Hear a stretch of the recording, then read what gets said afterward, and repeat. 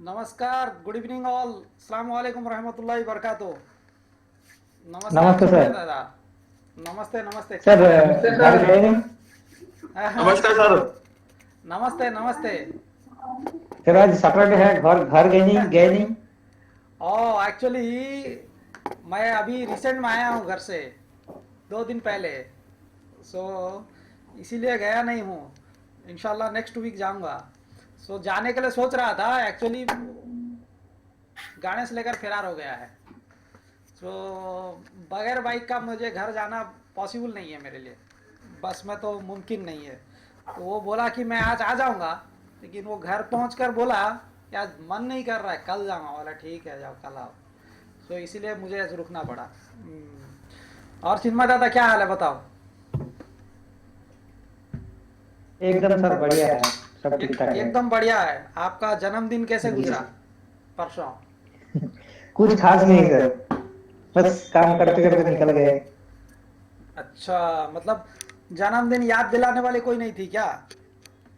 सही है सर। अरे संदीप भाई से हाँ। इसी टॉपिक पे बात हो रहा था उस अच्छा। दिन। वैसे राठौड़। वैसे राठौड़ तो अभी शादी करने वाला है। वो बोला सर ये एक नहीं दो शादी करूंगा। मैं बोला तू दो नहीं तीन शादी कर। जी सर। मैं बोला दो नहीं तीन शादी करो। बस शादी करो, तेल लेने गया दुनिया। ठीक है ना? वैसे कोलकाता का मौसम कैसा है चिन्मय दादा?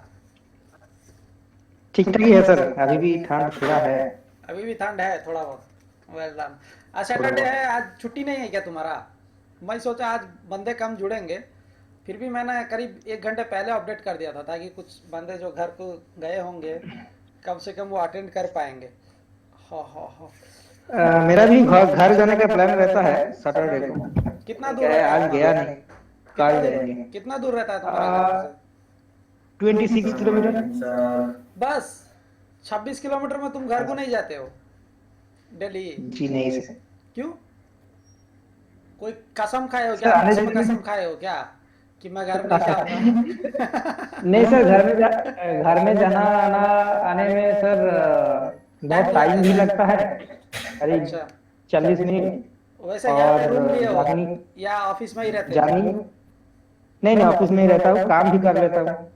अगर काम रहता है तो काम भी कर लेता हूँ, क्लास करते करते भी काम कर लेता हूँ। अच्छा, वैसे आपका काम अभी कैसा है वहाँ पे? अभी फिलहाल थोड़ा डाउन है, लेकिन चल रहा है, एक दो फिर काम आ भी रहा है, बहुत चल का रहा है। कितना बोर्ड रिपेयर करते हो? एक महीने का कितना बोर्ड रिपेयर कर लेते हो? ऐसे तो सर काउंट नहीं किया, फिर भी एक देखना पड़ेगा एक फिर भी। एक अप्रोक्सीमेटली आइडिया तो होगा ना कि हाँ मतलब 70 बोर्ड, 80 बोर्ड, 90 बोर्ड, 100 बोर्ड, ऐसे कुछ तो होगा कि 50 बोर्ड इतना गिरेंगे? इतना तो नहीं है, लेकिन गर्मी के टाइम में सर अच्छा खासा काम होता है। हाँ हाँ। और अभी तो फिलहाल महीने में 30-40 हो जाता है। मतलब कैसे रिपेयर रिपेयर कर कर लेते लेता हो? है? जी, आता तो तुम्हारे है, शॉप लेकिन रिटर्न तुम्हारे शॉप को बहुत कितना कम साल हो रिटर्न गया? जाता है। मेरा इस फील्ड में हो गया सर 5-6 हो गया। तो पहले तो सर आपसे जुड़ने से पहले तो ऐसे ही मैं तुक्का वही मार पूछ रहा के हूँ, कटिंग तुम्हारा निकल शॉप के। शॉप कितना साल हुआ शॉप बनाने में? खुद का शॉप बनाने ओ को? 1 साल, 1 से 1.5 साल। 1 से 1.5 साल। अभी आपका शॉप का किराया कितना है? 2000 बस इतना ही है? 2000 है? क्लास। जी सर, छोटा सा है सर, अंदर ही है, थोड़ा बाहर अच्छा, नहीं है। तो 2000 से गाड़ी लोकल। चला लेते हो? अच्छी बात है।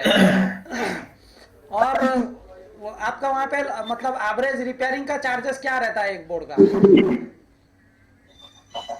900, 1000 एक मिनट एक मिनट ऐसे एक ही। मिनट 900, 1000। एक्चुअली डायरेक्ट कस्टमर का नहीं है ना सर, दुकानदार का है, डीलर का है।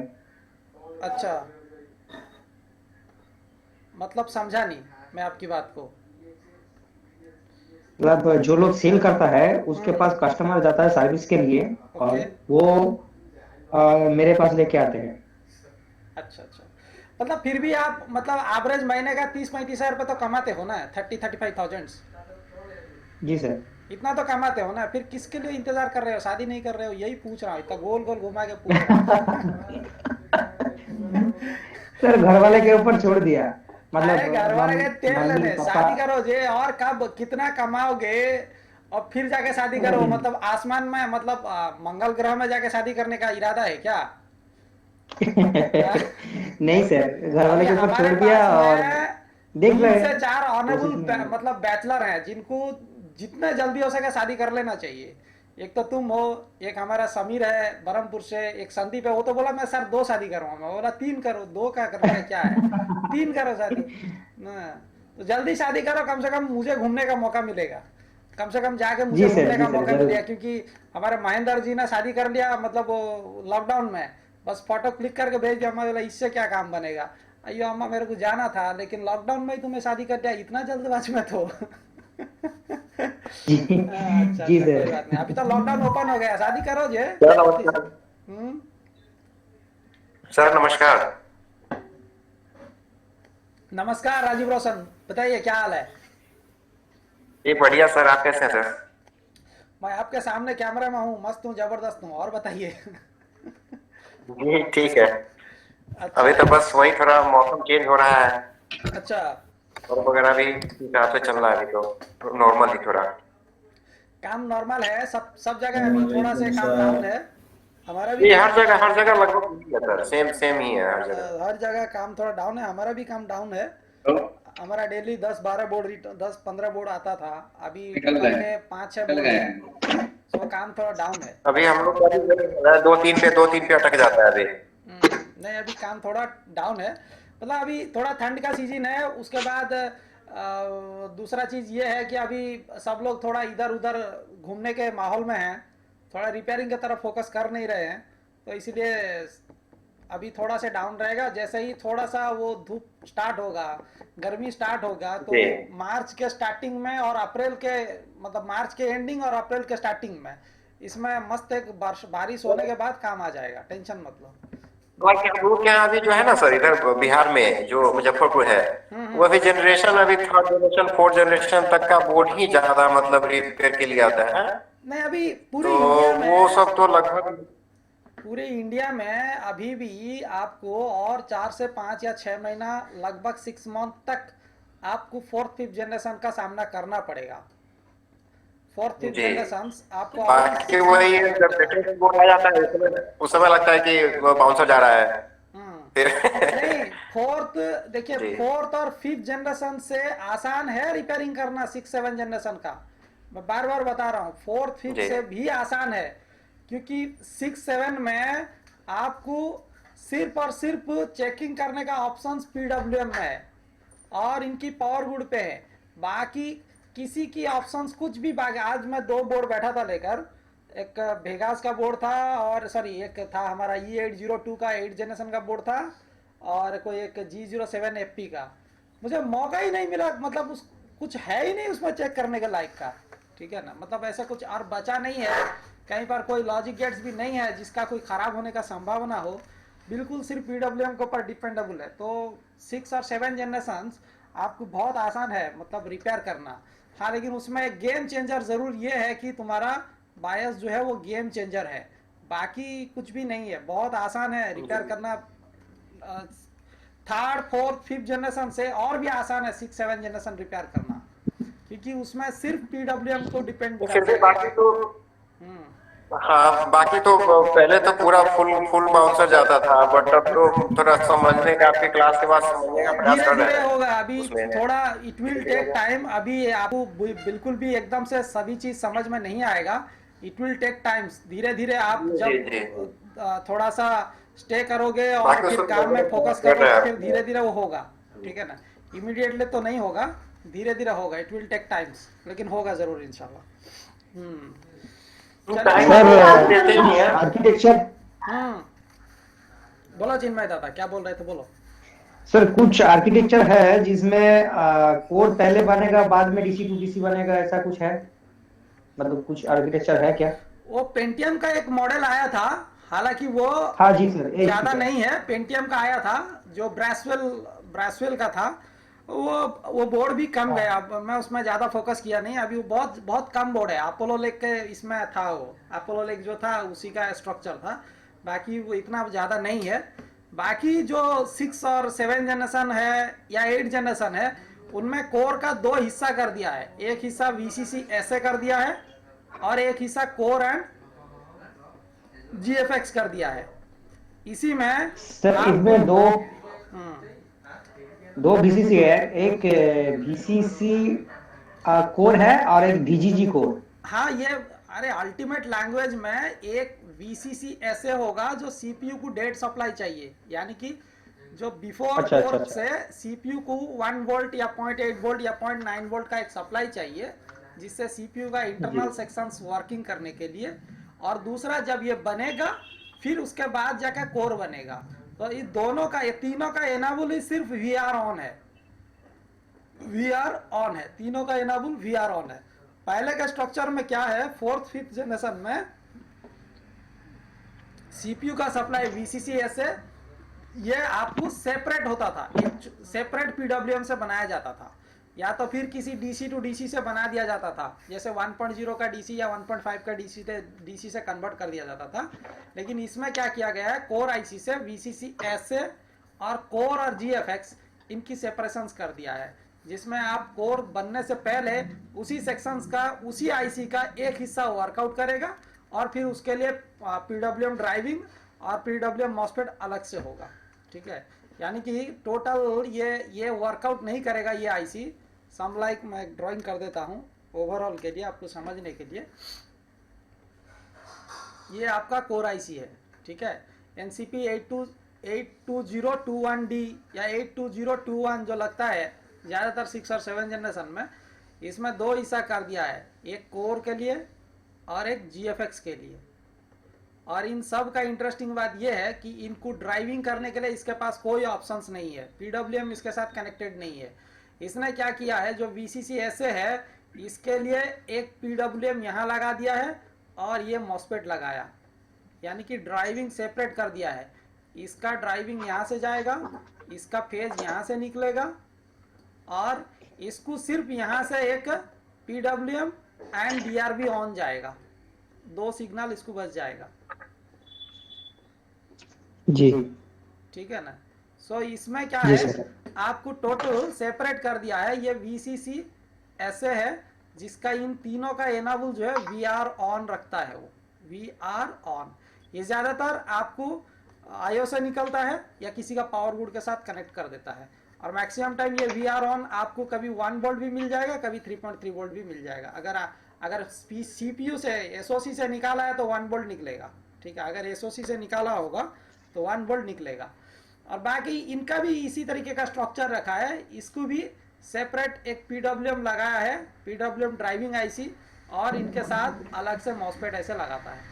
और इनकी मॉसफेट है नहीं, इनको एक पैकेज कर दिया है। ये एक हिस्से में रहता है, ये मॉसफेट सब एक हिस्से में रहते हैं, जो कि आप देखेंगे एक सेपरेट से IC के जैसा दिख रहा होगा। वो अल्टीमेटली क्या है, PWM का मॉसफेट है। और उसके इंटरनल में आपको भिन्न भी जाएगा, और फिर उस मॉसफेट को ड्राइविंग करने के लिए 5 वोल्ट भी जाता है, और इसके साथ उसका higher gate lower gate phase बस कनेक्टेड होता है। बाकी और कुछ भी नहीं है, सिर्फ कुछ अलग नहीं है, बस थोड़ा सा मतलब अलग स्ट्रक्चर कर दिया है। अगर बंदा समझ सकेगा तो अच्छी बात है, नहीं तो कोई बहुत कोई नया टेक्नोलॉजी है नहीं, मतलब एकदम से कोई अचानक से कोई नया टेक्नोलॉजी उसमें है नहीं। ये टेक्नोलॉजी DV6 में भी यूज होता था, DV6 का LX6 बोर्ड में, और जो 2000 के बोर्ड में भी यूज होता था, जहाँ पर आपको सेपरेट PWM का IC लगाया जाता, PWM ड्राइविंग। जैसा एक बोर्ड देखे होगा जिसमें स्टील की मॉसफेट लगकर आती थी, लिनोवो का बोर्ड, याद है, स्टील का मॉसफेट लगकर आता था, जी सर, जी सर। लिनोवो का बोर्ड, Z580। हाँ, उसमें क्या होता था, उसमें आपको PWM IC सेपरेट से होती थी, उसी PWM से आपको एक ड्राइविंग के लिए, PWM की ड्राइविंग के लिए एक सेपरेट से छोटा सा 3-3 6 लेग का या 4-4 8 लेग का छोटा सा IC लगाया जाता था, और वहां से उसको गेट में कनेक्टेड होता था। आमतौर पर PWM के साथ ही gate, higher gate, lower gate, phase, bootstrap सब लगते हैं, और इसमें ऐसा नहीं है, इसमें अलग कर दिया है। इसको इसको ड्राइविंग अलग कर दिया है, पीडब्ल्यूएम अलग कर दिया है, सो दैट हमारे को लगता है कि कुछ नया टेक्नोलॉजी है। कुछ नया नहीं है, सब वही एक ही स्ट्रक्चर, एक ही है, बात सेम है और कुछ नहीं है। पर 6 जनरेशन 7 जनरेशन में आपको काम करना और भी आसान है, क्योंकि उसमें डायग्नोसिस करने का जो पॉइंट्स है वो बहुत कम गया है, घट गया है। 4th 5th जनरेशन में तो थोड़ा ज़्यादा है, 3rd जनरेशन में और भी ज़्यादा है टेस्टिंग करने के लिए। 6 7 जनरेशन में तो है ही नहीं, बिल्कुल ऐसा मानो तो है नहीं। किसी पावर गुड को लॉजिक के साथ अटैच किया ही नहीं उसने डायरेक्ट सब कनेक्ट कर दिया है, जो होगा सो होगा, ज्यादा तो ज्यादा नहीं ज्यादा तो ज्यादा सर सीपीयू उड़ता है तो उसमें सिर्फ PWM 6 और 7 जनरेशन में आपको प्राइम सप्लाई जो है ना सेपरेट और एक्स्ट्रा कर दिया है। मतलब DDR4 की स्ट्रक्चर है तो 2.5 वोल्ट एक्स्ट्रा आ जाएगा, 1.2 वोल्ट अलग से आ जाएगा। उसके साथ में आपको प्राइम सप्लाई 1.0, 1.2, 1.8, 1.5 ये सेपरेट कर दिया है प्राइम वोल्टेज, जो कि आपको सेपरेट से अलग PWM से बनेगा। बस उतना ही अगर आप चेक कर पाओगे 6 7 जनरेशन का काम कर पाओगे, अगर नहीं कर पाओगे तो उसमें कुछ है नहीं, उसमें सीक्वेंस बचा भी नहीं है। आज देख रहा था मैं इतना डीपली देखा नहीं था, आज देख रहा था बोर्ड पकड़ के, कुछ भी दिया नहीं है, नथिंग इज। LA-E802 को पकड़ के देख रहा था, कुछ भी नहीं है, कुछ भी बाकी नहीं है, सब डायरेक्ट जंपर मार दिया है, मतलब डायरेक्ट ट्रैक डाल दिया है। अब जो करना है करो। तो 6 7 जनरेशन आसान है। वेल चिन्मय दादा, आप 6 7 जनरेशन आपके पास आया भी बोर्ड रिपेयर होने के लिए? हाँ सर आया था, रिपेयर करके दिया। ज्यादातर फेस ही आता है, ज्यादातर कुछ छेड़छाड़ बोर्ड का नहीं आता है। अच्छी बात है, छेड़छाड़ ना है सर वो भी तो आना चाहिए, छेड़छाड़ भी सर वो एक आना चाहिए, नहीं तो ऐसे ही 19 वोल्ट शॉर्ट अगर निकल गया तो पॉकेट में पैसा बढ़ेगा, लेकिन दिमाग में कुछ 19 वोल्ट शॉर्ट वाला जो कहानी है वो सिर्फ आपका पॉकेट एंटर कर सकता है। बस छेड़खानी होकर इंजीनियर से ना आए, क्योंकि आजकल के जो इंजीनियर, आज एक बोर्ड पकड़ा मैंने DB2000 का बोर्ड, वो जो क्या उसे कहते हैं पैमरिस उमा बोर्ड, जो DB2000 में लगता था, वो जो साउथ ब्रिज नॉर्थ ब्रिज वाला। बंदा क्या किया है, उसके DC to DC से दोनों जेफेट को निकाल दिया है। अब निकालने के बाद पेस्ट डाल के इतना आराम से साफ करके मस्त करके फिट कर दिया है, मतलब आपको लगेगा नहीं कि यहाँ से कोई कंपोनेंट उठा है, यहाँ पर क्या कंपोनेंट की जरूरत है, ऐसा लगेगा कि डाई कंपोनेंट है, मतलब यहाँ लगा ही नहीं था। मैंने देखने के बाद मुझे लगा असंभव। मैं सोचा शायद स्कीमेटिक मैच नहीं करता, मैं बोला ठीक है पहले इसी को जंपर मार लेता हूँ। जंपर मारा तो देखा काम बन गया। फिर मैंने एक स्क्रैप बोर्ड उठा के देखा, आइयो अम्मा वहाँ पे लगा हुआ है कंपोनेंट। तो इंजीनियर से छेड़खानी करके अगर आया तो मुश्किल हो जाता है। वो लोग कैपेसिटर की जगह रजिस्टर लगा देते हैं, रजिस्टर की जगह कैपेसिटर लगा देते हैं। अब तुम कितना खोजोगे, है ना, कितना मतलब डायग्नोसिस प्रोसेस को आप कितना मैच करोगे, ठीक है ना। एक तो बोर्ड व्यू अवेलेबल होता नहीं है, स्कीमेटिक्स बहुत मुश्किल होता है, ऊपर से अगर इस तरीके का कोई छेड़खानी कर दिया तो बहुत तकलीफ होता है। एनीवे चलने दो, चलता है। Hello sir. हाँ सर, हेलो समन्ता बोलो। हाँ सर, वो जो टोन सेल का आपने बताया ना, वो लॉजिक का समझा दीजिए ना एक बार। नहीं, आप जिस ग्रुप में पूछे तो वहाँ कोई नहीं समझाएगा आपको। आप जिस ग्रुप में जाके पोस्ट किए थे वहाँ कोई नहीं समझाया क्या आपको? नहीं सर, थोड़ा टाइप मिस्टेक। मैंने आप वो जो मेरा जो ग्रुप है उससे टाइप ना करके दूसरा ग्रुप में। बात सुनो, जिसको मेरे पे यकीन नहीं, मैं उसे क्यों यकीन करूंगा? Why I will trust you? नहीं सर। नो, ये आप पहले इंसान नहीं हो जिनके ऊपर मैं ट्रस्ट करूंगा। मैं बहुत धोखा खाया हूँ और बहुत देखा हूँ।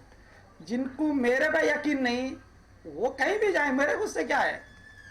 आई हैव नो वर्ड्स। नहीं सर, मैं सच बोलता हूँ। मैं पिछले क्लासेस में बोला हूँ और वीडियो भी इसी वास्ते से दे रहा हूँ क्योंकि कुछ रेस्ट्रिक्शन लगाऊंगा। वीडियो भी जो मैं सबको पासवर्ड दे रहा हूँ, मैं रेस्ट्रिक्शन लगाऊंगा क्योंकि हमारे साथ वफादारी करने में बच्चों को बहुत तकलीफ है, लेकिन दूसरों के साथ वफादारी करने में बड़ा आसानी है। ये सब मैं देखता हूँ। आप मत सोचो कि मैं किसी ग्रुप में नहीं हूँ। मैं उस दिन भी बोला था, हर ट्रेनर का वीडियो मेरे पास है, हर ट्रेनर का फीडबैक मेरे पास है, हर एक ग्रुप में मैं हूँ। आप जितना पेड ग्रुप देख रहे हो सब में मैं हूँ। अब आप कहीं मेरे से छुप कर नहीं जा सकते। बस अगर आप मेरे से वफादारी करोगे तो मैं आपसे वफादारी करूंगा। यदि आप मेरे से वफादारी करने में तैयार नहीं, आपको जिस पे यकीन है आप वहां पर जाइए, हमारे को क्या है, मुझे तो उससे कोई मतलब लेना देना नहीं है। मैं देखा, मैसेज देखा, आपने वहां पूछा 11-15 में, तो कोई जवाब ही नहीं दिया होगा आपको, है ना। अगर आपने जहां अपना यकीन जहां रिप्रेजेंट किया, अगर वहां से आपको आंसर नहीं मिला, तो फिर आप मेरे से कैसे एक्सपेक्ट करते हैं कि मैं आपको बताऊंगा, ठीक है ना। क्योंकि मैं तभी बता सकता हूं यदि कोई इंसान मेरे साथ यकीनन से जुड़ सकता है, बिलीफ के साथ, तभी मैं उसके साथ जिक्र कर सकता हूं। आपको क्लास का मौका मिलता है, आप केस स्टडी डिस्कशन कर सकते हैं, why you are not waiting for that things. क्या एक बोर्ड कस्टमर्स के लिए आपको बहुत ज्यादा इंपॉर्टेंट हो गया था? अगर इतना इंपॉर्टेंट था तो आप बोर्ड नहीं इंटरव्यू सर, कर देते, मैं आप सच बोर्ड बोलता इंटरव्यू कर हूँ, देते। सच बताता हूँ। मैं थोड़ा गलती से उस पर टाइप है इसी। ठीक है सर, मेरा कोई बात गलती है। नहीं, मैं ठीक है आपको सर, ओके। आपको बता देता हूं, लेकिन आगे से चलकर आप अपना ख्याल रखो और बाकी भी ख्याल रखें, ठीक है। यदि आप मेरे प्रति मेरे तरफ आप अपना अगर वफादारी नहीं दिखा सकोगे, तो मैं आपके तरफ क्यों वफादारी दिखाऊंगा? क्या सिर्फ ये वजह है कि आप मेरे को पेमेंट दिए हैं? पेमेंट देने के लिए तो आप नहीं इंडिया में सर, घूम जाइए कहीं पर भी, ठीक है सर, है ना। मेरा गलती है, ठीक एनीवे, है। खैर जाने दीजिए, मैं आपको बता देता हूँ। बताइए कौन सा स्कीमेटिक है, बोलिए। LA-5121P। LA-5121P, रुक जाइए। 21P।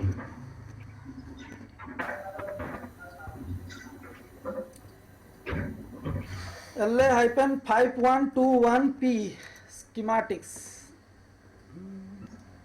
कत्ल बाजार हम हो रहे हैं, फिर भी तू मेरा कातिल नहीं है।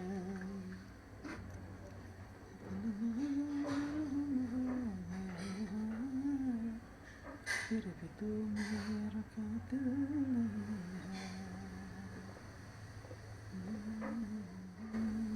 है। जी नमस्कार। नमस्कार नमस्कार नवीन जी, बताइए क्या हाल है? बस सर दुआ है। क्या हुआ आवाज सही आपका आ रही है वो, मेरी सर? आपका क्या हुआ वो जो फुजिशु सीमेंस का बनाया ना या नहीं बनाया आपने? नहीं बस ऐसे ही सर। क्या हो वो गया? बना नहीं था, वो इम्पिडेंस वगैरह तो सब कुछ सही है उसकी, पर वो बना नहीं। पर वो बना नहीं। अच्छा ठीक है, बोर्ड के पास हो क्या आप? हाँ संजीत, बोर्ड के पास है सर। 5 मिनट रुक जाओ। नवीन जी 5 मिनट रुक जाओ, मैं इनका थोड़ा डिस्कस कर लेता हूँ। संजीत बताइए, आपका जो आईसी का हाँ नंबर सर। कितना है? EU8। कत्ले बाजार हम हो गए हैं, फिर भी तू मेरा कातिल नहीं है। हाँ, क्या हो रहा है इसमें आपको? कौन? हाँ साजिद बोलो। मुझे हाँ सर, डाउट है जब थोड़ा सा पावर। 1 मिनट रुक जाओ संजीत, 1 मिनट रुक जाओ। साजिद कुछ बोल रहे हैं, बोल लो साजिद। वो सारी आईसी की वो पावर गुड है ना, किसका पावर? एक साथ जुड़ जाता है, हाँ, एक साथ होता है, तो उसमें कौन सा मिसिंग है वो कुछ भी नहीं आ रहा है। वो कौन सा मिसिंग है ऐसे कैसे पता चलता है? कौन सा मिसिंग है कैसे पता चलता है? कौन सा बोर्ड में कहाँ पे देखा आपने, क्या देखा? वो R13 है ना, HP आर 13 शायद, ये वाला? DA0, वो गन टाइप बोर्ड है ना, गन टाइप। ओ, घर पे जाके बोर्ड का नंबर लेके याद रखना, कल फिर जुड़ेंगे, ठीक है? ठीक है ठीक है ठीक है Okay, ठीक है। सो संजीत, आपका क्या प्रॉब्लम हो रहा हाँ है सर। आपको? सर ये जो रैम आईसी है, थोड़ा सा एक बार हीट करने से वो चलता है और डिस्प्ले भी आता है। आपका और DDR2 कुछ का देर राम है? चलने के बाद वो DDR2 का राम है हाँ आपका? हाँ सर। तो आपके लिए और भी हाँ, आसान है। अगर आप इसको रिपेयर भी ना कर पाते हैं, फॉर एग्जाम्पल, यदि आप इसको रिपेयर कर भी नहीं पाते हैं, तो फॉर एग्जाम्पल तो आप एक 1.8 का कन्वर्टर भी लगा सकते हो। यदि अगर रिपेयर ना भी कर पाते हो, तो 1.8 का कन्वर्टर भी लगा सकते हो, जो फिक्स जो वेरिएबल आता है, एनीवे पर मैं आपको बताता हूँ कि आपको चेक करना क्या है। क्या आपने चेक किया बताइए, आपने सर क्या चेक किया? जो सप्लाई चेक किया और इनेबल चेक किया, और सप्लाई आपने चेक किया, टोन सेल का जो रजिस्टर। सप्लाई कौन सा पिन पे चेक किया आपने? सर वो जो 4 पिन और 10 नंबर, 10 नंबर और 4 नंबर। हाँ, 5 वोल्ट। 10 नंबर और 4 नंबर, ओके। हाँ, और क्या चेक किया आपने? और 1 नंबर इनेबल, ओके। और क्या चेक और किया आपने? ट्रिप और क्या चेक किया आपने? 11 number, 11 11 number number check trip. किया, अच्छा ट्रिप चेक किया, ओके। और क्या किया? हाँ सर। इतना ही चेक और किया? जब टोन सेल का रजिस्टर चेक करने के कुछ देर बाद मुझे मिल नहीं रहा था, और मिला तो एक साइड में जब चेक करता हूँ तो 1.8 वोल्ट दिखा रहा है, दूसरी साइड में जब चेक करता हूँ तो बोर्ड ऑफ हो जा रहा है। ठीक है, ये ऑफ हो जाएगा ना, मैंने आपको बताया था ना कि वो ओके है, करेक्ट है, ऑफ हो जाएगा। अच्छा यहाँ हाँ पे सर। 1.8 वोल्ट और सर मिलता है, इसका, हाँ 1.8 वोल्ट है। तो यदि यहाँ पे 1.8 वोल्ट मिलता है तो आउटपुट भी 1.8 वोल्ट होगा।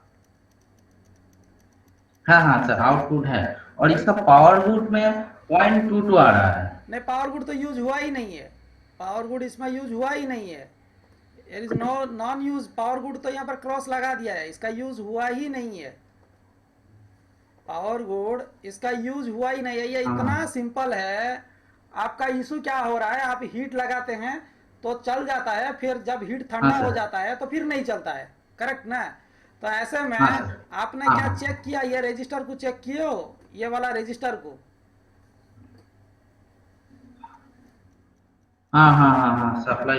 हाँ, ये वो सही है, चाहिए था। रजिस्टर सही है? हाँ सर। कितना ओम्स का है वहां पे?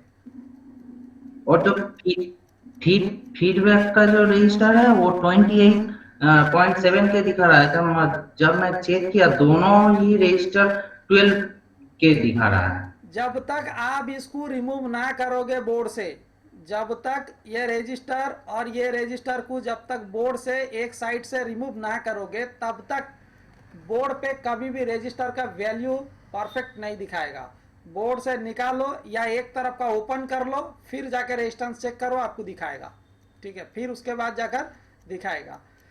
बट आप हीट लगाने से काम कर रहा है, आई थिंक कि आपका जो प्रॉब्लम है या तो बूटस्ट्रैप रजिस्टर्स या कैपेसिटर्स में इशू हो सकता है, या तो ये वाला रजिस्टर जो है 5 वोल्ट का, इसको जंपर लगाओ।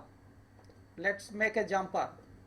अगर आप आईसी चेंज कर लिए हो ओके तो, सर। अगर आप आईसी चेंज हाँ कर सर, लिए एक हो, बार एक हाँ, तो इसको चेंज की। जंपर लगाओ और उसके साथ में इस रजिस्टर को चेक करो और ये कैपेसिटर को किसी दूसरे पीडब्ल्यूएम से उठाकर चेंज बूस्टर करो ये बूस्टर। कैपेसिटर। और अगर हो सके तो ये 2.2 ओम्स को हटाकर जीरो, मतलब जंपर भी लगा कर चेक कर सकते हो, कोई हर्जा ही नहीं है, जंपर लगाकर चेक कर सकते हो। और साथ ही साथ में ये जो हीट मारना और चलने का काम है, ये कहीं ना कहीं आपका, मुझे लगता है कि आपका आईसी सही तरीके से बैठा नहीं है बोर्ड पे, ठीक है? मुझे लगता है कि आपका आईसी जो है ना सही तरीके से बोर्ड पे बिठा नहीं है। अब अच्छे से लेंस पर देखो कि सभी पिन प्रॉपरली बैठा है या नहीं बैठा है। अगर बैठा नहीं है तो एक और बार उठाकर बिठाओ और मॉसपेट को भी चेंज करके साथ में बिठाओ, और ये फिल्टर कैपेसिटर को आउटसाइड का चेंज करके देखो। इतने में आपका काम बन जाना चाहिए। बहुत सिंपल पीडब्ल्यूएम है, इसमें कोई इतना नोक झोंक भी है नहीं, बहुत सिंपल पीडब्ल्यूएम है। यदि अगर आपसे इतना भी ना होगा तो बक कन्वर्टर 1.8 का लगा लो, वो भी काम कर जाएगा, क्योंकि यहाँ पर DDR VTT है नहीं, VTT कहीं और से बनाया होगा। 1.8 वोल्ट डायरेक्ट लगा लो, चल जाएगा, आपका काम बन जाएगा। इतना तो कमांडिंग ओके आपको सर। सीखना जरूरी है। इसके लिए यदि आप मेरे पे डिपेंड करेंगे, किसी पे भी डिपेंड करेंगे, तो फिर कोई फायदा नहीं है। It's very simple things. Enable चाहिए, सप्लाई चाहिए, बाकी आउटपुट बनेगा। अगर नहीं बन रहा है, स्वयं में आईसी खराब हो सकता है, या बूटस्ट्रैप या कैपेसिटर या तो किसी का कम्युनिकेशन टूटा होगा, या मॉसफेट खराब होगा, या फिर 1.8 जहाँ यूज हो रहा है शायद उनमें से कोई प्रॉब्लम होगा। क्या जो आपका बोर्ड के पीछे तरफ देखो, जो कैपेसिटर लगा होगा रैम स्लॉट के पीछे तरफ, उसमें किसी में फंगस तो नहीं है? क्योंकि यहाँ पर जो इम्पीडेंस है वो अलग अलग आएगा, हर बोर्ड के लिए अलग अलग आएगा। फिर भी कितना आता है यहाँ पे इम्पीडेंस? इसका इम्पीडेंस कितना है? 400 के आसपास, फिर आप झूठ बोल दिए मेरे को। 400 के आसपास है। फिर आप मेरे को झूठ बोल रहे हैं। एक और बात चेक करके बताइएगा। 200 से 300 के बीच में होगा, 200 से 300 के अंदर में, इससे ज्यादा नहीं आएगा। या तो आपका मल्टीमीटर कुछ अलग है, मैं जानता नहीं हूँ। 300 के ज्यादा, 300 से ज्यादा 200 से लेकर 300 के बीच में रहेगा, उससे ज्यादा नहीं होगा, उससे ज्यादा नहीं आएगा, ठीक है। एनीवे जो मैंने बताया उसको एटलीस्ट चेक करो। और यदि आपसे ना भी बने, अगर आपसे ना भी बने, ये सिंपल PWM 1.8 लगा भी दोगे चल जाएगा। सिंपल 1.8 का ऐसे PWM कन्वर्टर लगा भी दोगे ना, ऐसे वाला छोटा सा लाकर। आप कोलकाता से बिलोंग करते हो ना? आप कोलकाता से बिलोंग करते हो ना? कोलकाता का चांदनी मार्केट आपसे कितना दूर है?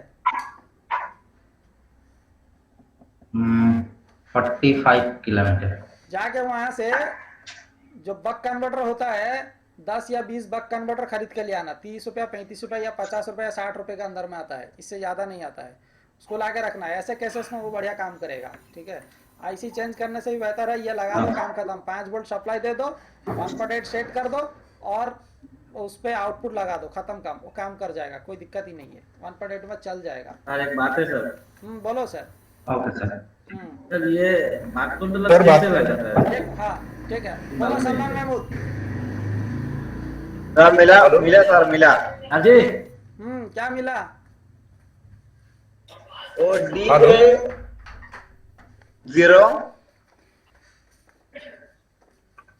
DA0 R13 का बोर्ड है, मैंने देखा। आगे का बोलो। R13 MB। हाँ ठीक है, ये R13 बोर्ड है ना? या वही है, उसमें पावरफुल कुछ भी नहीं आ रहा है। कत्ल बाजार में हो गया हूँ, फिर भी तुम मेरा कातिल नहीं। सर मेरे आवाज आ रहा है आपके पास? सर आ रहा है। सलमान महमूद बोलो आप। फदल या अम्मी बोलो। मैंने एक बात पूछा सर, ये बक कन्वर्टर कैसे कनेक्ट करते हैं सर बोर्ड के साथ? इजी है। बक कन्वर्टर, एक इमेज डाउनलोड करके मेरे को सेंड करो, बता देता हूँ आपको। बक कन्वर्टर का इमेज अभी ग्रुप में सेंड करो, या तो मैं डिजाइन बता देता हूँ, आप स्वयं में। सर ये बक कन्वर्टर अपना स्टैंड बाय ऐसे में लगता है क्या? 3.3 और 5 वोल्ट जहाँ से आउट होता है उधर भी लगा सकते हैं क्या? बताता हूँ, सुनो।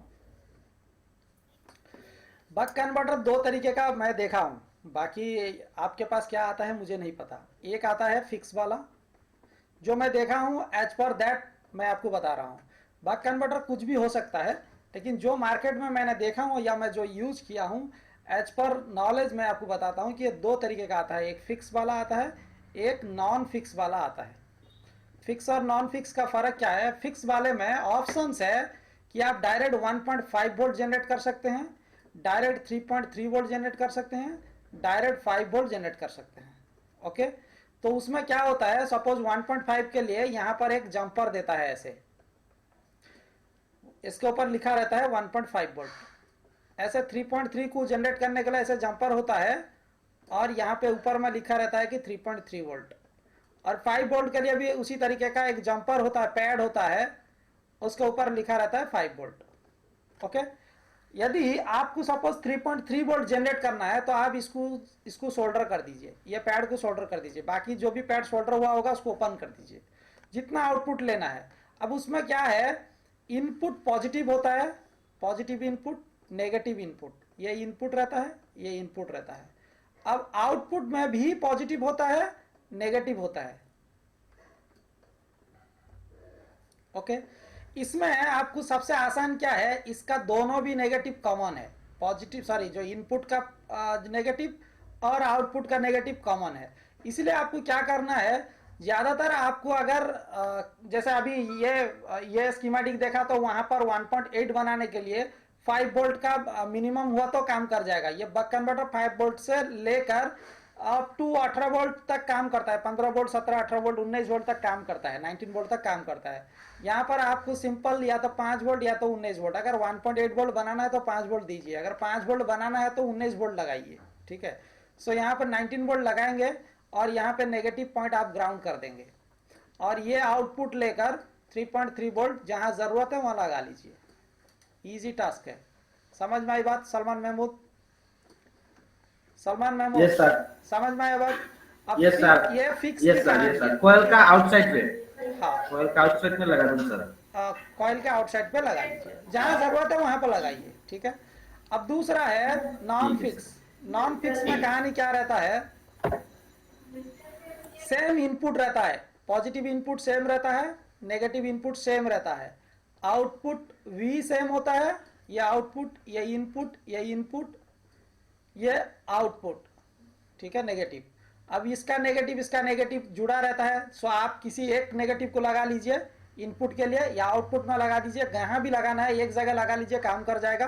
क्योंकि होल ऑफ द बोर्ड का नेगेटिव एक ही है, क्योंकि आपको बोर्ड का स्ट्रक्चर का ही वोल्टेज यूज करना है, फिर आप तो सेपरेट रिसोर्स देंगे नहीं, क्योंकि उसी का रिसोर्स है, तो उसी का रिसोर्स इनपुट भी होगा, उसी का रिसोर्स आउटपुट भी होगा, तो नेगेटिव क्या होगा? कॉमन होगा। यदि आप इनपुट में नेगेटिव दे रहे हैं तो फिर आउटपुट का नेगेटिव जोड़ने की कोई आवश्यकता नहीं है, या आप आउटपुट पे नेगेटिव लगाओ, इनपुट ऑटोमेटिकल कनेक्ट हो जाएगा, कोई दिक्कत नहीं है। सो बेहतर है कि आप इनपुट नेगेटिव में दें। इनपुट जब नेगेटिव में देंगे, इसमें एक प्रीसेट होता है, ऐसे प्रीसेट रहता है, प्रीसेट रजिस्टर रहता है। अब इस रजिस्टर में आप जब धीरे धीरे ऐसे घुमाएंगे इसे, या इधर से घुमाएंगे इधर, या एंटी क्लॉकवाइज या क्लॉकवाइज डायरेक्शन, जैसे भी मोड़ेंगे, जैसे आप रेडियो में ट्यूनिंग करते हैं ना, जैसे ट्यूनिंग करते हैं, ऊपर नीचे करते हैं, वॉल्यूम जैसे बढ़ाते हैं ना, वैसे जब इसको छोटा सा स्क्रू ड्राइवर में लेके ऐसे उसको जब ऐसे ऐसे प्रीसेट को घुमाएंगे, तो आप मल्टीमीटर में यहाँ पर देखिए आपका आउटपुट क्या आ रहा है। उसका मिनिमम आउटपुट शायद 1.5 वोल्ट से लेकर अप टू 5 वोल्ट या 6 वोल्ट तक की है।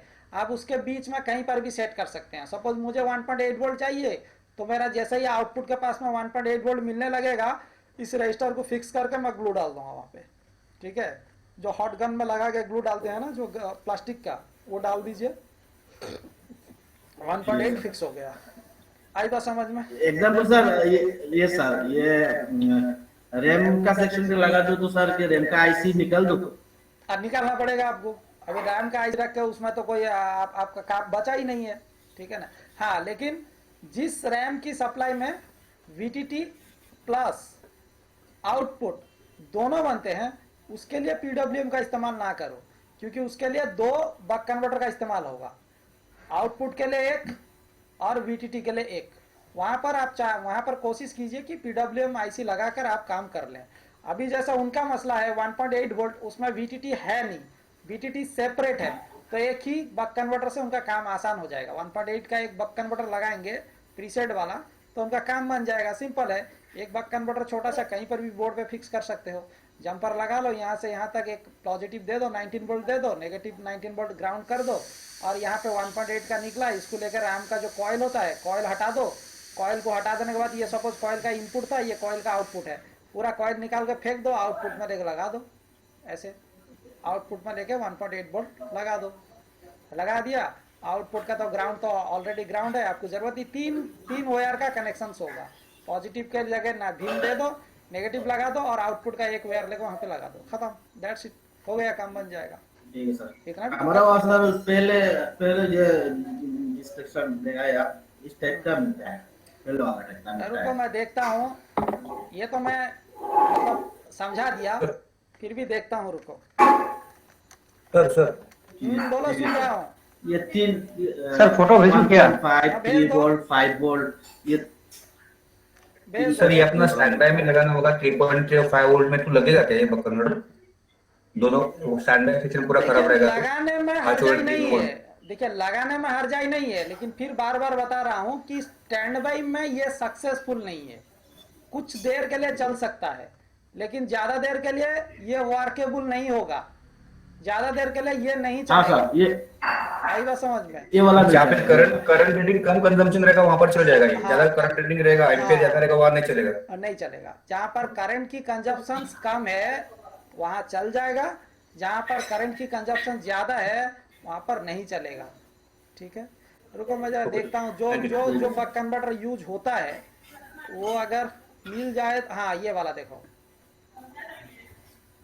Let's see Salman Mahmood and other rest member, बाकी सबको जरूरत नहीं है, जो एकदम से फ्रेशर लगते हैं शायद उन्हीं के लिए ये सब की जरूरत है, इसीलिए मैं कभी ये सब बताता नहीं हूँ, क्योंकि ये सब इतनी आवश्यकता नहीं है, ये एक जनरल नॉलेज है। देखिए यहाँ पर देखिए सलमान महमूद, ये आपका जो है ना, यहाँ पर आपका जैसे ये आपका पॉजिटिव है, ये पॉजिटिव है, ये नेगेटिव है, ये आउटपुट है, ठीक है, ये आउटपुट है, और ये आपका यहाँ पर पॉजिटिव इनपुट है, ये शायद ये पॉजिटिव इनपुट है, ये नेगेटिव इनपुट है, वहां लिखा होगा, इसके ऊपर लिखा होगा, यहाँ से इतना क्लियर नहीं है, but you can look out, दोनों लिखा है शायद ये सर, दोनों फोटो खींच देख लीजिए। ये नेगेटिव है, ये पॉजिटिव है। अब यहाँ पर 19 वोल्ट लगाओ, यहाँ पर नेगेटिव 19 वोल्ट मतलब ग्राउंड कर दो, यहाँ पे ग्राउंड लगा दो, और यहाँ पे पॉजिटिव, यहाँ पर पॉजिटिव पे मीटर रख के देखो, ये जो प्रीसेट है, ये प्रीसेट को धीरे धीरे घुमाओगे, आगे पीछे करोगे तो वोल्टेज की वेरिएशन होगी, जितना वोल्टेज चाहिए उतने में उसको फिक्स कर लो, और जब फिक्स हो जाए तो ग्लू डाल दो, आउटपुट ले जाओ, ठीक है ना। आपको क्या हो जाएगा, ये 3 एम्पियर का बक कन्वर्टर है, ठीक है, इस पे हो जाएगा। और अगर वो वाला मिले तो मैं उसमें भी बता देता हूँ सर फोटो आपको सर सेम टाइप का है, लेकिन सर ये पॉइंट मिलता है 1.5 3 वोल्ट 5 वोल्ट 3 पॉइंट मिलता है। नहीं, ये बोला ना 2 आपको टेलीग्राम ऐसा वाला, अगर आप यूज करना चाहेंगे क्या वेरिएबल, तो ये वाला लो, जैसे आपको 1.8 चाहिए, 0.75 चाहिए, या 2.5 वोल्टेज चाहिए, तो ये यूज करो, क्योंकि आजकल जो DDR4 बोर्ड आ रहे हैं उनमें 2.5 का रेगुलेटर बहुत ज्यादा खराब होता है, तो उसके लिए रेगुलेटर आपको मिलेगा नहीं, बहुत मार्केट में जो भी उसका कॉस्ट है वो 150-200 रुपए की कॉस्ट आ रही है, तो उसके लिए ये सबसे आसान है, ये प्रीसेट वाला 2.5 वोल्ट सेट कर दोगे। अगर आप लोगे उसको फिक्स वाला, यहाँ पर देखिए पूरा लिखा हुआ है, output negative, output positive, input positive, input negative, यहाँ पर लिखा हुआ है, ठीक है। तो यहाँ पर इनपुट ये नेगेटिव, इनपुट ये पॉजिटिव है, या आउटपुट नेगेटिव, या आउटपुट पॉजिटिव है, इस तरीके का आपको पूरा दिख जाएगा। और एक कन्वर्टर था, वो देखता हूँ, टेलीग्राम में सर भेजा हूँ सर। भेजे हो सर किया, हाँ जी भेजे हो तो ठीक है, अच्छी बात है। कत्ल बाजार में हो गया हूँ, फिर भी तो मेरा कातिल नहीं है।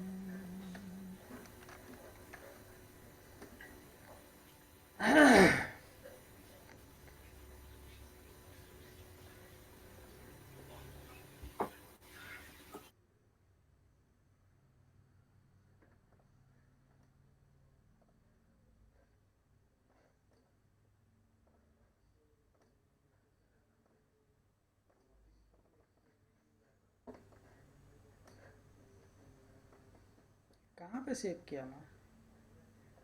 सर सेव हुआ नहीं तो सेव क्लोज कर दिए। सेव नहीं हुआ था? सेव हुआ, मतलब टेलीग्राम में सेव हुआ। नहीं मैं तो सेव किया इसे। क्लोज कर दिए सर। अभी तो सेव किया। हाँ सर, अभी तो नीचे है। हाँ नीचे है सर। अय्या,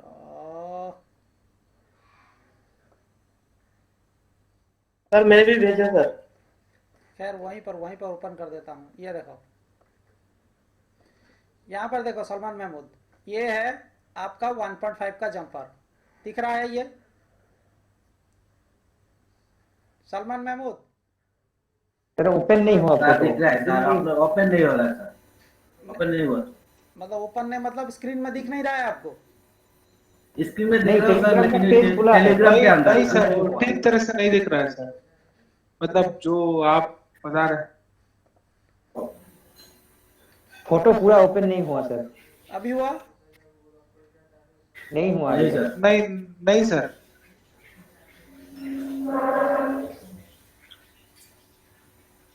मेरे इसमें ओपन क्यों नहीं हो रहा है?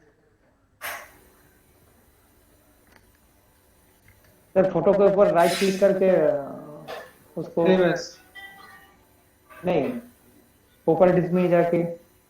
चलो अभी दिखा? जी जी जी देखा। अभी दिख गया ना? अभी देखा सर।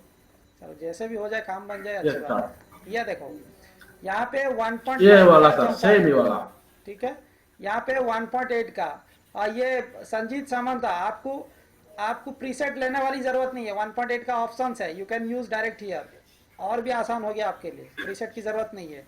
1.8 यहाँ पर जंपर लगाओ इसको, और यहाँ पे पॉजिटिव 19 वोल्ट लगाओ, यहाँ पे ग्राउंड लगा दो, यहाँ पे 1.8 वोल्ट की आउटपुट निकल जाएगी, लेके जगह पे लगा दो, खत्म काम। बाकी और इसकी जरूरत नहीं है, आउटपुट के नेगेटिव की रिक्वायरमेंट है नहीं, क्योंकि आप पॉजिटिव इनपुट दे दिए हैं। अगर उसी तरीके का आपको चाहिए 5 वोल्ट तो यहाँ पर जंपर लगाइए, या आपको चाहिए 3 वोल्ट तो यहाँ पर जंपर लगाइए। कोई एक जंपर रहेगा, बाकी सब ओपन होगा, ठीक है? कोई एक जंपर रहेगा, बाकी सब ओपन हो जाएगा, ठीक है? तो इसका जो आउटपुट मैक्सिमम है 3 एम्पियर्स। इनपुट क्या है सर? 5 वोल्ट से 15 वोल्ट इनपुट इनपुट जो है 5 वोल्ट से लेकर 15 वोल्ट आप दे सकते हैं। 18 वोल्ट 19 वोल्ट इसमें काम करता है, नॉर्मली हम लोग लगाते हैं, कोई दिक्कत नहीं है, आप ट्राई कीजिए, ठीक है? 18-19 सर इसमें मैक्सिमम आउटपुट कितना ले सकते हैं? सर इसमें मैक्सिमम आउटपुट कितना ले सकते हैं? मैक्सिमम ना, इस पे आपको यहाँ पर जो है ना मैक्सिमम आउटपुट आपका 5 वोल्ट है, ये इज द 5 मैक्सिमम वोल्ट है। आउटपुट लेकिन 5 वोल्ट। अगर आप मैंने सर देखा था ना, अगर 5 वोल्ट और 3 वोल्ट दोनों पे जंपर लगा दोगे तो 8 वोल्ट भी आ जाता है। ये वो आपकी मर्जी है, मैं उसमें क्या करूंगा मैं आपको बता रहा हूँ कि एक ही जंपर लगाना आवश्यकता है। आप सबको जंपर लगा के चेक करो कि क्या हो रहा है, मेरे को क्या फर्क पड़ता है, मैं थोड़े अभी साइंटिस्ट बनने वाला हूँ नहीं ना। सो आपका मर्जी है, आप क्या कर रहे हो बोर्ड के साथ, आप क्या कर रहे हो पीडब्ल्यू के साथ करो, ये आपकी मर्जी है।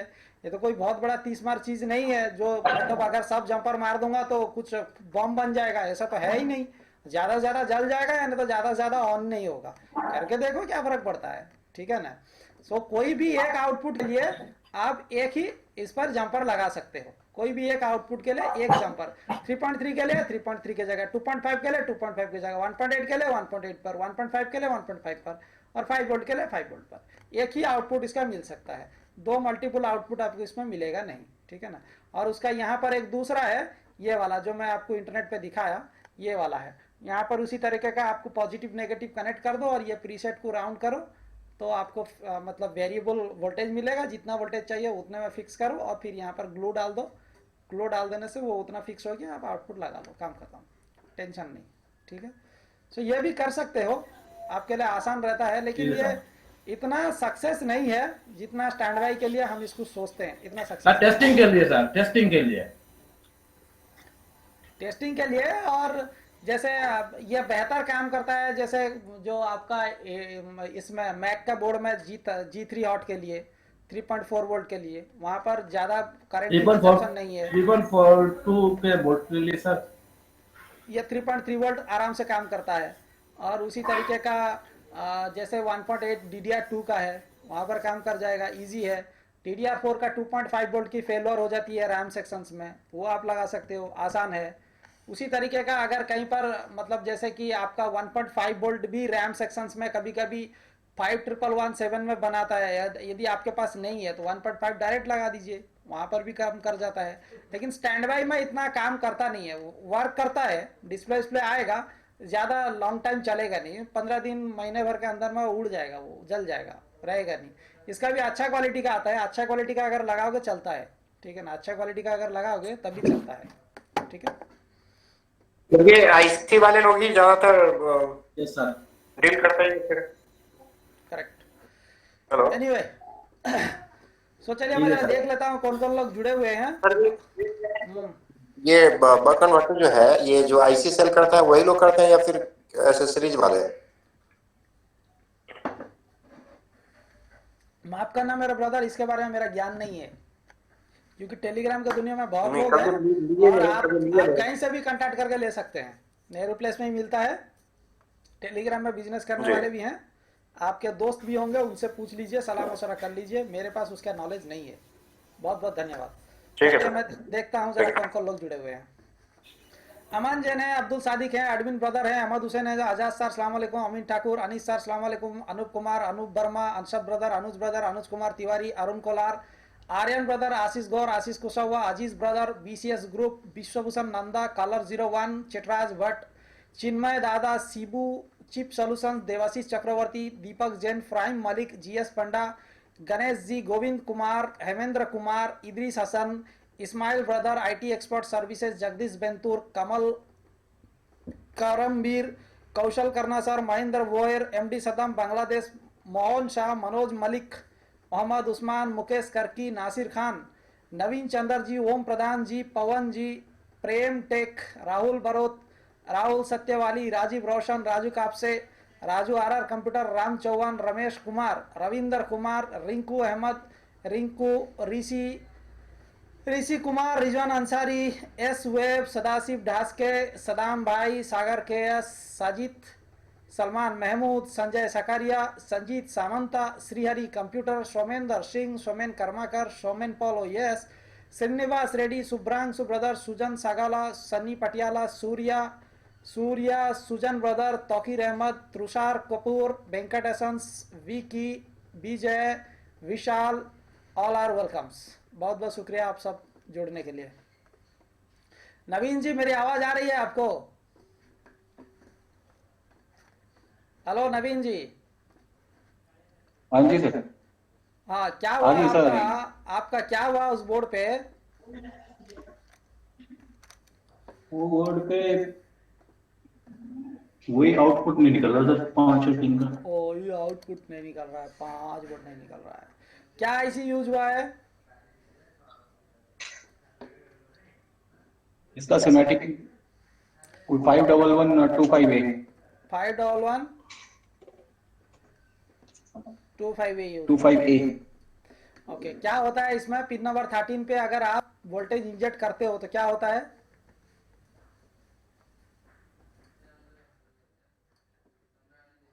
यदि आप पिन नंबर 13 पे वोल्टेज इंजेक्ट करते हो तो क्या रिएक्शन होता है, ये बताइए।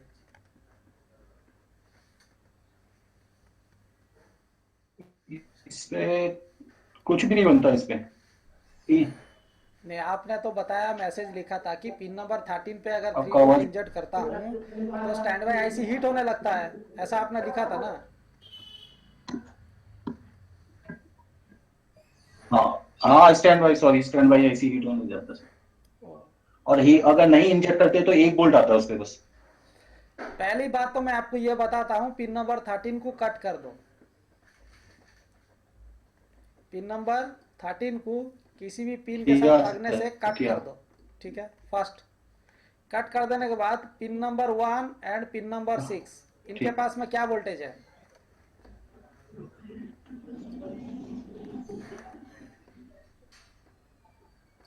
इसको कट करने के बाद डीसी रीडिंग 186 के पास पहुंच गया और आईसी हीट होने लग गया। 3-5 बना या नहीं बना? इसको कट करने के बाद 3-5 बना या नहीं बना?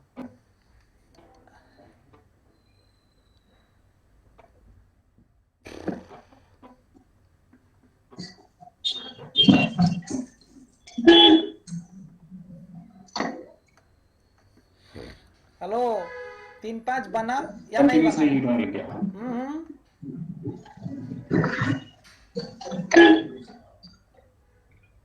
नहीं बना था, लेकिन डीसी रेटिंग जो पहले 15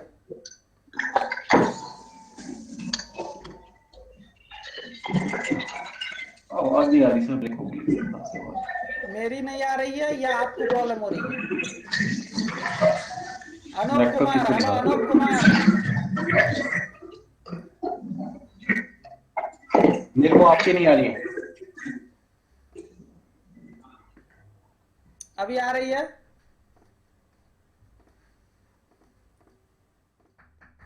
अभी आया नवीन हाँ जी? सर।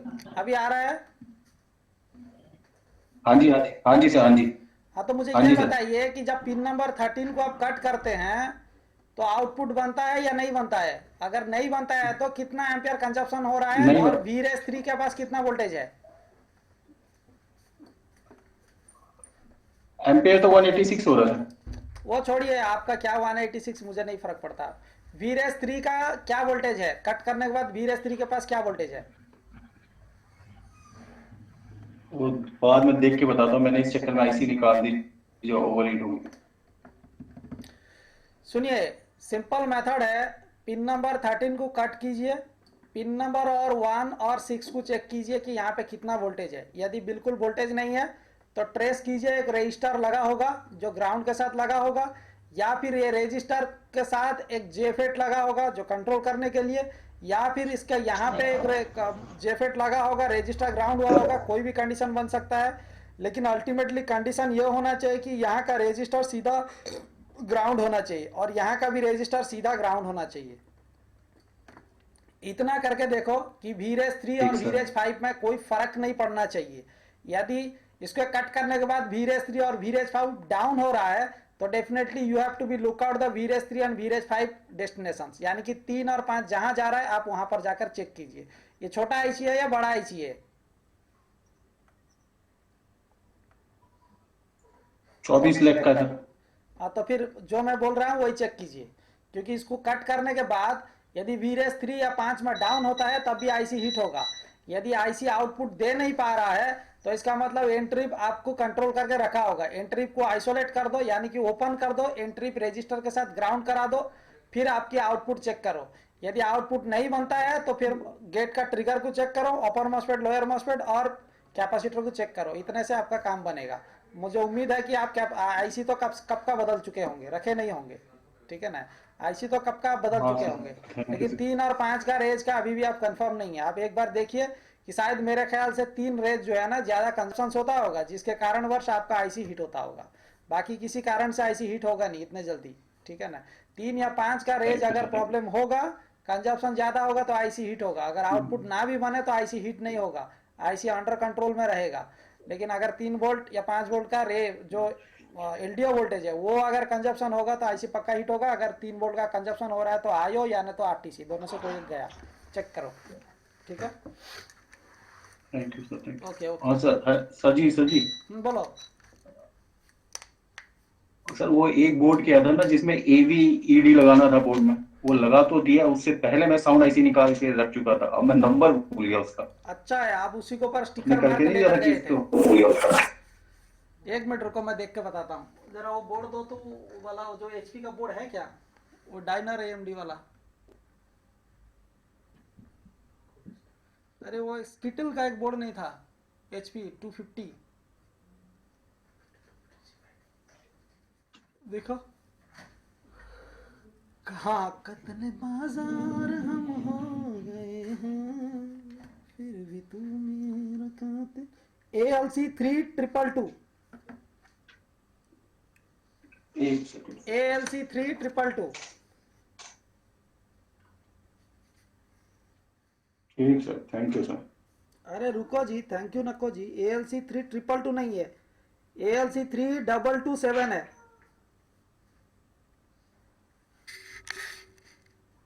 हाँ ALC 227। हाँ ALC 3227 है। ठीक सर, ठीक। Okay okay, done. चलिए, थैंक यू सर। बहुत बहुत शुक्रिया। सो पवन पुत्र हनुमान, कहाँ हो आप, दर्शन दीजिए। है क्या पवन पुत्र हनुमान? हाँ सर, हाँ सर, हाँ सर। ओहो, क्या सुन रहे थे ये बताओ पहले, तब से जी आप आजकल सुन रहे थे सर। रुको पवन पुत्र हनुमान, आलोक वर्मा कुछ उत्साह के साथ आए हैं बोलने के लिए, बोलो आलोक वर्मा। हाँ सर, हाँ सर। नमस्ते सर। नमस्ते नमस्ते, बोलो। सर एक बोर्ड है एसर का यल्ली 161P। आप पहले छात्रा जगत में काम करते थे क्या, इतना देर से नीचे हो रहा है अपना?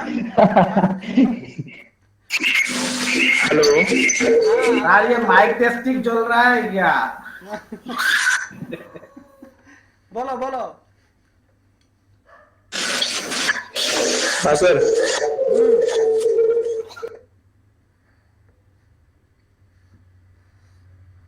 बोलो आलोक वर्मा, अपना माइक जो सुन रहे हो उसको कानों में लगाओ। आप क्या स्पीकर लगाए हो और माइक्रोफोन भी है, तो दोनों ही आप जब बोल रहे हो आपका आवाज आपको ही इको में जा रहा है। जी सर। हेलो। थोड़ा सा सुनने का जो माइक्रोफोन है उसको कमा दीजिए, सुनने का स्पीकर को कमा दीजिए। जी सर। हेलो। आपकी आवाज, हाँ बोलो बोलो बोलो, जल्दी से बोलो, सुन लेता हूँ आपका बात। सर यल्ली B161P। हाँ क्या हुआ बोलो। सर उसमें पावर यूनिट करने पे सर वो केवल 2 एम्पियर तक जा रही है वोल्टेज अच्छा डीसी में। अच्छा और ट्रिगर ट्रिगर पे 3 वोल्ट आ रही है, लेकिन वो ट्रिगर नहीं हो रहा है। मतलब डीसी कनेक्ट करने से 2 एम्पियर तक जाता है। जी जी जी 2 एम्पियर आप किसे कहते हैं? आपका डीसी कौन सा है? जी सर। डीसी आपका कौन सा है? DC DC DC machine DC machine हमारा उसका है किसका है? क्यूजेई का? QJ 300 5XC। उसमें मतलब आपका कितना डिजिट है? 3 डिजिट है या 4 डिजिट है? 4 डिजिट सर, 4 डिजिट सर।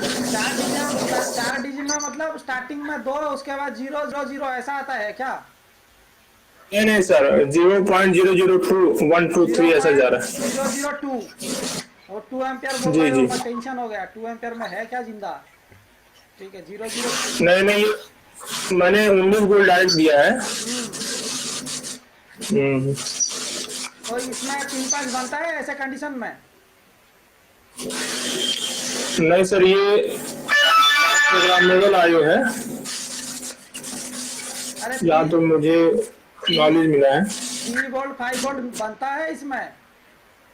नहीं सर, नहीं बनता है। तो बनाओ पहले उसे, उसको पहले बनाओ,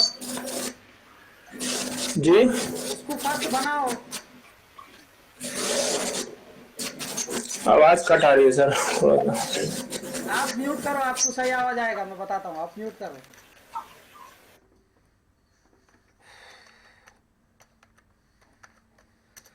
कत्ल बाजार हम हो गए हैं, फिर भी मेरा कातिल नहीं है।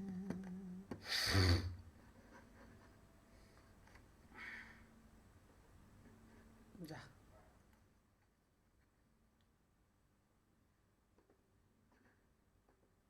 सिट।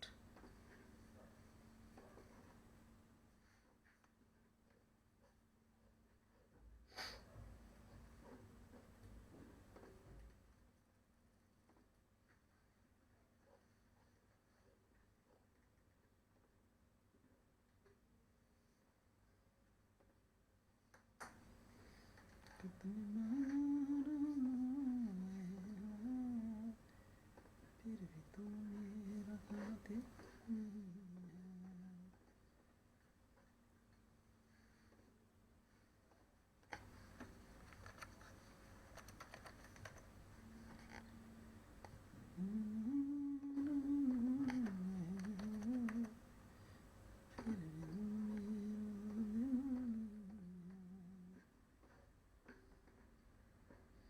इसमें तो 3 और 5 का आईसी अलग से लगा है। आलोक वर्मा, हेलो आलोक वर्मा।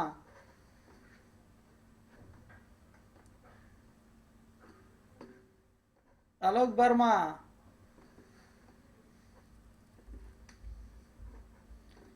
आपकी आवाज नहीं आती है आलोक वर्मा, मैं कैसे आपको बताऊंगा। एनीवे, अगर मेरी आवाज आप तक पहुंच रही है तो आप सुन लीजिए कि आपको 3-5 पहले बनाना पड़ेगा। उसके लिए ये आईसी के पास में आपको pin number 1 and pin number आपका जो 4 के जो 5 के पास में, दोनों के पास में सप्लाई आना चाहिए, यानी कि एलडीओ बनना चाहिए 3 वोल्ट, और उसके साथ यहाँ पर पिन नंबर 1 के पास में एनेबल आना चाहिए। ये दोनों आना चाहिए। अगर नहीं आता है तो आप यहाँ पर एक एनेबल देकर पहले 3 वोल्ट बना लीजिए, फिर उसके बाद ट्रेसिंग करेंगे कि क्या हुआ है प्रॉब्लम। अगर आप यहाँ पर देखेंगे ये कहाँ से आया है बोलकर, तो आपको पता चलेगा कि ये किससे आया हुआ है।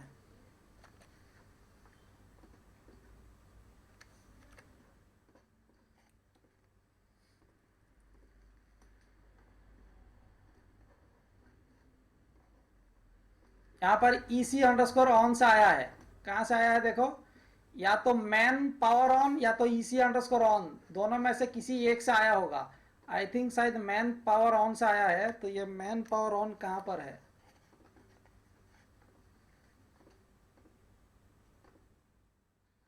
आयो से निकला हुआ है। और ये तब भी यहाँ से निकलेगा, मेन पावर ऑन तब भी यहाँ से निकलेगा जब इसका रिक्वायरमेंट आप फुलफिल करोगे। और आपको पता है इसका रिक्वायरमेंट क्या बोलकर मैं शायद 2 या 3 क्लास पहले बताया हूँ, 2-3 क्लास पहले बताया हूँ कि आयो का जो प्राइमरी स्टेज का एक्टिवेट करने के लिए ईसी ऑन को जनरेट करने के लिए आपको क्या रिक्वायरमेंट रहता है।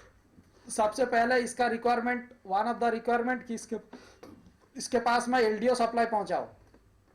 ये एलडीओ यहाँ पर आएगा 3BLP ये वाला, जो कि उस आईसी का एलडीओ बनेगा, डायरेक्ट एलडीओ निकलेगा और इस आईसी के पास में आएगा। जब यहाँ आएगा इसका ईसी रीसेट चेक करो सेकंड में। ईसी रीसेट बोले तो यहाँ पर कहाँ पर है ईसी रीसेट, पिन नंबर 14 के पास में होना चाहिए, 37 के पास में, करेक्ट। ईसी रीसेट चेक करो यहाँ पर कितना है, पिन नंबर 37 के पास में EC reset should be 3 volt, यहाँ पे ईसी रीसेट 3 वोल्ट होना चाहिए, ठीक है। दूसरा ये गया, दूसरे के बाद तीसरा जो है ये आयो जो है ना स्वयं में प्रोग्रामेबल है, तो हो सकता है शायद प्रोग्राम करप्ट हो गया हो, इसको प्रोग्राम करें, ठीक है। चौथे में जो है इसके पास में एसी इन आना चाहिए, यानी कि एडाप्टर की स्टेज कन्फर्मेशन के लिए एसी इन। एसी इन बोले तो यहाँ पर कहाँ पे है एसी इन, ये EC_AC इन, ये वाला पिन EC_AC इन, इसको ट्रेस करोगे तो ये आपका कहाँ से मिलेगा, ये आपके चार्जिंग आईसी से आएगा। Let us follow this things from the charging IC. इसका नाम EC_AC इन, ये पैड है तो बदल गया यहाँ पर AC इन। अब इस AC इन को कॉपी करके सर्च करो, ये आपका सीधा और सीधा जाकर चार्जिंग आईसी, यहाँ पर देखते हैं किसके साथ जुड़ा हुआ है। यहाँ पर AC इन इससे 6 नंबर से आउटपुट हो रहा है क्या, या यहाँ से निकला है, करेक्ट। इसके पास AC इन हाई होना चाहिए, और AC इन हाई होने के लिए AC डिटेक्ट का हाई होना जरूरी है। AC डिटेक्ट यहाँ पर पिन नंबर 6 के पास में you should be more than 2.6 volt, यानी कि 2.4 वोल्ट से एबव 2.6 या 2.7 वोल्ट यहाँ पर होना चाहिए। अगर ये होगा तभी यहाँ पर हाई वोल्टेज निकलेगा, और ये हाई लॉजिक जाके आयो को टच करेगा। इतना चेक करो, और उसके साथ में उसकी प्रोग्रामिंग को चेक करो, और फिर आपका ईसी ऑन आउटपुट आ जाना चाहिए। ईसी ऑन कौन सा है आपका, man_power on, मैन ऑन आपका ईसी ऑन ही है। यहाँ पे इस पिन के पास में आउटपुट आ जाना चाहिए। ये पिन नंबर 112 के पास में it will release from pin number 112, यानी कि इसको 3 वोल्ट पहुंचाओ, AC इन पहुंचाओ, रीसेट चेक करो, साथ में प्रोग्राम करो, अब ये आउटपुट आ जाएगा, ओके। और अगर हो सकता है तो लीड स्विच चेक कर लो 115 नंबर, कोई इतना इंपॉर्टेंट नहीं होगा शायद इस मॉडल के लिए, फिर भी 115 नंबर के पास में लीड स्विच चेक कर लो। इतना पहले चेक कर लो, उसके बाद अगर इतना जब EC ऑन अगर नहीं निकलता होगा, अगर EC ऑन नहीं निकलता होगा, you should check also VC जो आपका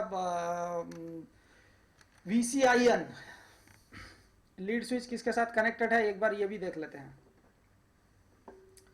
3LW AC, इसका मतलब इसके पास भी 3 वोल्ट होना चाहिए, क्योंकि 3LW_EC ही शायद वहीं से बना है 3BLP से, ठीक है। तो ये भी होना चाहिए यहाँ पर। उसके बाद VCIN है या नहीं, है सर, हाँ है 109। हाँ 109, ये भी चेक करो VCIN। और है क्या VCIN, ये कौन सा बोर्ड है, लिनोवो है ना, हेलो लिनोवो है ना ये, है तो सर VCIN 0। यही है VCIN 0, पिन नंबर 109 के पास चेक करो, क्योंकि पिन नंबर इसके पास में ये वाला है, ये वाला, ये सर्किट को चेक करो, ये सर्किट को, ये वाला सर्किट को, ये वाला सर्किट को चेक करो। शायद मेरे ख्याल से इधर प्रॉब्लम नहीं हुआ होगा, क्योंकि उनका EC ऑन जनरेट नहीं होता होगा। एनीवे वो तो आवाज ही उनका नहीं आ रहा है, क्या मैं उनको ज्यादा बताऊंगा, ठीक है। एनीवे इतना चेक करो पहले, ठीक है, ओके डन। बोलो। हाँ सर, वही केवल पिन नंबर 112 तक मैंने चेक किया था। हाँ, उसके बाद क्या हुआ? हाँ, जितना मैंने बताया उतना करो, जितना बताया उतना करो, फिर आयो को प्रोग्राम करो, हो जाएगा। वहाँ पर ईसी ऑन आउटपुट आ जाएगा, ठीक है। अगर ईसी ऑन नहीं भी आ रहा है, सपोज आयो का एक पार्शियल हिस्सा अगर खराब हुआ हो, तो ईसी ऑन के जगह 3 वोल्ट का ऑलवेज सब जो एलडीओ बनता है उसे कनेक्ट करके देख लो, बोर्ड अगर वर्किंग कर गया तो अच्छी बात है, कोई दिक्कत नहीं है। कई बार क्या होता है, आईओ की पार्शियली प्रॉब्लम हो जाती है प्रोग्रामिंग में, तो जो ईसी ऑन की जगह एलडीओ को कनेक्ट कर देने से बाकी बोर्ड काम कर जाता है। आप एक बार वो भी करके देख सकते हो, ठीक है। हो सकता है प्रोग्रामिंग से बच जाओ, काम भी बन जाए आपका, ठीक है।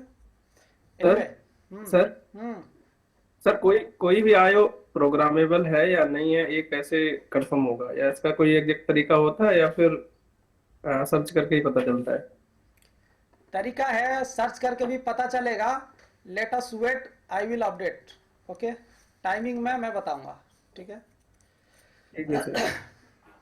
सर कोई भी प्रोग्रामेबल आयो जैसे मान लीजिए 9022 है, तो नया आयो अगर बोर्ड में डालेंगे, फिर अगर कोई भी प्रोग्रामर से देखेंगे कि रीड करके वहां पर देखेंगे जो हेक्स है, क्या हेक्स में डेटा रहेगा या ब्लैंक रहेगा? इसकी कोई सॉवरेन गारंटी नहीं है, क्योंकि जो आयो आप नया जिसको कह रहे हो वो रिफर्बिश आयो भी हो सकता है। सो जो एकदम से ब्लैंक आयो आता है, जो एकदम ओरिजिनल नया आयो है, उसको यदि आप रीड करोगे तो पूरा एफएफ आ जाएगा, ठीक है।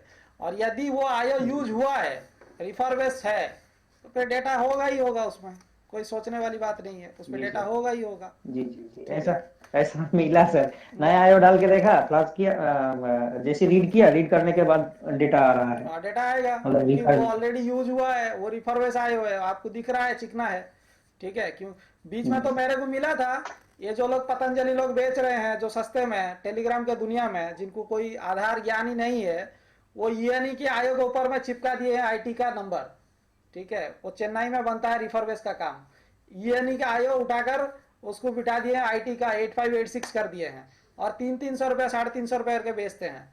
मैंने बोला ठीक है, एक बार खरीद के डालता हूँ। 4 बोर्ड सीपीयू डेड हो गया, 4 बोर्ड 2017-18 की बात कर रहा हूँ, 4 बोर्ड सीपीयू डेड हो गया। पता चला एंड ऑफ द थिंग्स में वो ENE 9012 है, क्योंकि जब पता चला कि उसका नेगेटिव और इसका नेगेटिव, उसका पॉजिटिव पॉइंट इसका पॉजिटिव पॉइंट सबका अलग अलग है, और उसको लगा देने के बाद पॉजिटिव जो 3 वोल्ट है वो डायरेक्ट ग्राउंड हो रहा है, नया भी डालो ग्राउंड हो रहा है और खराब वाला भी डालो ग्राउंड हो रहा है। अजीब कहानी है। फिर मैंने ENE लगा कर देखा था, तब पता चला कि अरे ये तो ENE है। इसको साफ सुथरा करके नंबर घिस के नंबर प्रिंट कर दिए हैं, IT 8586 300 350 400 रुपये बेच रहे हैं। बोला अच्छा है, आगे बढ़ो, देश तरक्की में है, आप लोग भी तरक्की में रहो, ठीक है ना। बहुत कुछ है, बहुत कुछ झोल झाल करते हैं ये लोग। सो इसीलिए मेरा ट्रस्ट इनके ऊपर कभी भी किसी भी तरीके का रहा नहीं है, कभी भी नहीं रहा है। लिनोवो के पूरे सीरीज में जितना लिनोवो में नोवोटन यूज हुआ है या आईटी यूज हुआ है, यदि आईटी यूज हुआ है, आपको प्रोग्रामिंग करने की आवश्यकता ही नहीं है। इट नो नीड, नया डाल देने से चल जाएगा, सिर्फ नया डालो काम कर जाएगा। लेकिन ये जितने पतंजलि बेच रहे हैं, ये सब उखाड़ के वो उसको 200-250 रुपए वाले में लाके बेचते हैं, रिफर्बिश करके साफ सुथरा करके चिकना करके। कई बार तो मैं देखा हूँ पेस्ट भी लगा रहता है, आयो में आता है जब सील होके आता है, पेस्ट भी लगा रहता है, शोल्डर भी नीचे लगा रहता है, ठीक है ना। सो इनके ऊपर तो मेरा यकीन नहीं है, बिल्कुल हट गया है, यकीनन इनके ऊपर हट गया है। एनीवे, सो आज लंबा डिस्कशन हो गया सबके साथ। पवन पुत्र हनुमान, आइए थोड़ा 10 मिनट आपसे बात कर लेते हैं, क्लास 15 मिनट कराते हैं, फिर उसके बाद निकल जाएंगे, ठीक है। आप अपने रास्ते में, हम अपने रास्ते में जाएंगे। सो पवन पुत्र हनुमान, आज आपने जो जितनी भी बातें सुना, क्या आपको सीखने को मिला, ये बताइए। सर बेसिकली सबका केस स्टडी है सर। मतलब सबका अपने अपने सीखने को, मतलब जिन्होंने जो पूछा था सर, उसी के बारे में ज्यादा ज्ञान लिया होगा, क्योंकि उनको जरूरत है, उसके बारे में ज्ञान लिया होगा। एक ये बात है। दूसरी बात जो है, आपने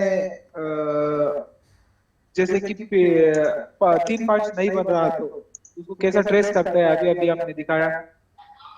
इन सब में मैं आपको एक सजेशन बताता हूं, जब हाँ तक सर। आप स्ट्रांगली डिसीजन लेना नहीं सीखोगे आप काम नहीं कर सकते। देखिए उनके पास ऑप्शन था हाँ सर। 1.8 नहीं है हाँ तो सर। सीधा बक कन्वर्टर लगाओ, आप डिसीजन ले सकते हो, कोई दिक्कत नहीं। हाँ तीन सर। पांच जिनका बन नहीं रहा है, स्टैंड बाई हीट हो रहा है, उनके पास भी स्ट्रांगली डिसीजन है कि एक तीन हाँ वोल्ट सर। को इंजेक्ट करूं और चेक करूं, 5 वोल्ट को इंजेक्ट करूं और बोर्ड को ऑन करके देखूं कंडीशन क्या बन सकता हाँ है। सर। कंडीशन कुछ तो बनेगा ना, या तो जलेगा या तो रुकेगा या जी तो सर। मुझे रास्ता दिखाएगा। यानी कि अल्टीमेटली हाँ ये सर। है कि यदि हम डिसीजंस नहीं ले सकते हैं, हम दूसरे के ऊपर डिपेंड रहते हैं, फिर हमारी लॉजिक हमारे को ही क्वेश्चन मार्क खड़ा कर देगा। हमारी सर एक और लॉजिक बात यहाँ पे हमारे भी क्वेश्चन मार्क एक खड़ा कर ऐसा देगा। आता है। हाँ सर। बोलिए। जब मतलब ये मुझे जरूर में कुछ ना कुछ आपसे मिलेगा, तब ये ख्याल हमें रहेगा, तब ये तक ये बिल्कुल रहेगा आपके रहेगा पास सर। में ये बात रहना चाहिए, लेकिन ये कब रहना चाहिए? जब आप सीख रहे हो। मैं कुछ पढ़ा हाँ रहा सर। हूं तब आप सीखो, तब उम्मीद करो। जब आप काम कर रहे हो तब फियरलेस होके काम करो, किसी का सहायता का रिक्वायरमेंट ना करो, किसी की हेल्प की उम्मीद मत रखो, तब भी जाकर आप एक कदम आगे बढ़ाओगे और आप सफलता की ओर जाओगे। जब तक आप हाँ सर। सोचोगे, जब तक बेटा मुझे सोचेगा कि बाप कहीं मेरे से को सहायता कुछ करेगा। मिलेगा। मैं एक एग्जांपल बताता हूं, सुनो। हाँ सर। जब तक बेटे के दिमाग में ये चलता रहेगा कि मेरा बाप तो कमा रहा है, मुझे पैसा देगा, मेरा टेंशन नहीं, जिंदगी में वो बेटा हमेशा अनसक्सेसफुल रहेगा। जिस ठीक है बाप का है, बाप का जब जरूरत पड़ेगा तो हम ले सकते हैं, कोई दिक्कत नहीं है, लेकिन जब तक वो लड़का खुद से स्ट्रेंथ ना बनेगा तब तक उसकी बाप का हमेशा वो याद करता रहेगा, अरे मेरे बाप का तो है, वो कभी सक्सेस नहीं हो सकता। एक आपको फियरलेस स्ट्रक्चर बन के एक आपको कदम लेना पड़ेगा, फिर जाके आप कुछ कर सकते हो। ये छोटी छोटी चीज है, ये स्टैंड बाई कम से मैं हर बार बताता हूँ, आप पूरा क्यों सीख रहे हो? पूरा मत सीखो ना, आप मेरी हर बात को ध्यान मत दो, कम से कम कोई हाँ एक सर। टॉपिक्स पर ध्यान दो और उसी पे टिके रहो, फिर आपके लिए काम आसान है। मैं इतना पीडब्ल्यूएम पढ़ाया हूँ, हर बार पढ़ाया हूँ, पीडब्ल्यूएम के ऊपर इतना केस स्टडी डिस्कशंस करता हूँ, इतने बार बताता हूँ।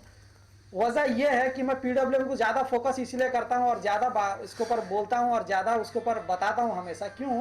क्योंकि हमारे पास ना रिपेयरिंग का ऑप्शन सिर्फ वही बचा है। हमारे पास में 80-90% रिपेयरिंग का ऑप्शन वही टिका हुआ है, बाकी बहुत रेयर ऑप्शन होते हैं रिपेयर करने के लिए, लेकिन अनफॉर्चुनेटली बच्चे फिर भी उसमें तैयार नहीं होते हैं। बहुत आसान तरीका है। खैर एनीवे, मेहनत करना आपके लिए, मेहनत करना मेरा फर्ज है, पर उतना ही फर्ज आप अपने कंधों पे लीजिए कि हमें फियरलेस होकर आगे बढ़ना है। हाँ, अगर कुछ हो गया, मतलब कुछ गड़बड़ हो गया, पूरा खराब हो गया, आप मेरे से हेल्प लीजिए, मैं आपको मदद करूंगा। ये कुछ हुआ ही नहीं है, आप मेरा ही हेल्प लेने का कोशिश कर रहे हो, फिर आप क्या खाओगे, क्या नहाओगे, क्या धोगे? सर ये वही बात मैंने बताया ना सर, जब तक हमें लगता है कहीं न कहीं से हेल्प जरूर मिलेगा, तब तक ये हमें डिसाइड करना पड़ेगा। जैसे कि आपने बताया, हमें डिसाइड करना पड़ेगा कि नहीं, मैं बनाऊंगा जब मैं असल में कुछ प्रॉब्लम हुआ है, जैसे कि अभी आपने बताया, तब जाके पूछ सकते हैं सर, उसमें कुछ मायना रहेगा। बच्चे मायूस तब हो जाते हैं जब उन्हें सक्सेस नहीं मिलता। मैं आज करीब 5-6 बोर्ड देखा और सब के सब अनसक्सेसफुल हो गया, तो इसका मतलब मैं मायूस थोड़ा हो जाऊंगा, इसका मतलब मैं अपने आप में क्वेश्चन मार्क खड़ा कर दूंगा। नहीं ना, मेहनत करते चलिए। एनीवे, सो पवन, हमने कल जो क्लासेस देखा था, हाँ कौन बोले बीच में सर?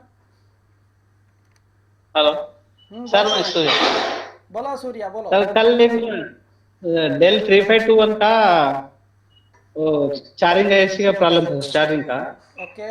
वो मासपेट प्रॉब्लम था उधर, एक्चुअली वो पूरा करोशन था सर, वो 6 पिन था।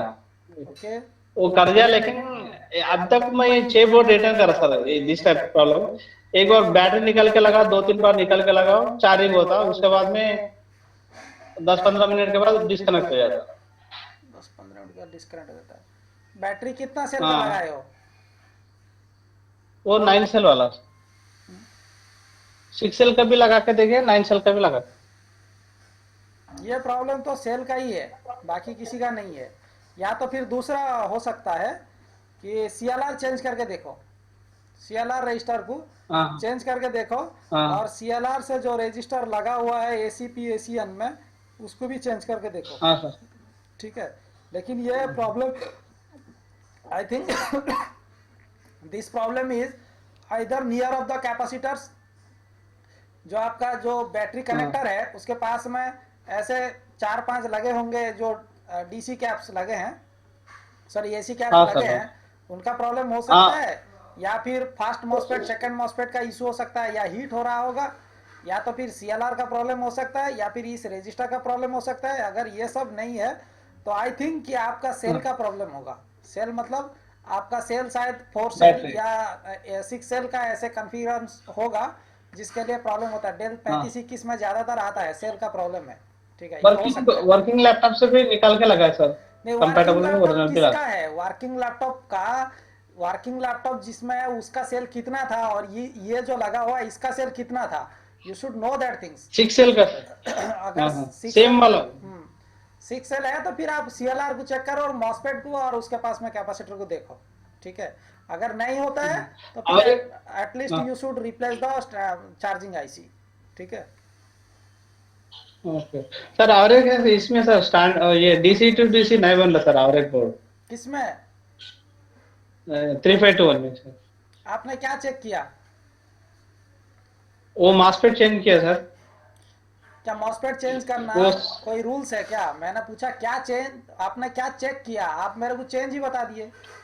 मैंने पूछा आपने क्या चेक किया, स्टेप्स आपने क्या फॉलो किया? उसका जो गेट का सप्लाई है ना सर, वो भी ऐसे यहाँ पे ट्राई किया, 3 के लिए, यहाँ पे एक 5 के लिए, यहाँ पर एक 3 का डीसी टू डीसी है, एम आई राइट? हाँ सर, करेक्ट। हाँ सर। ये 3 वोल्ट का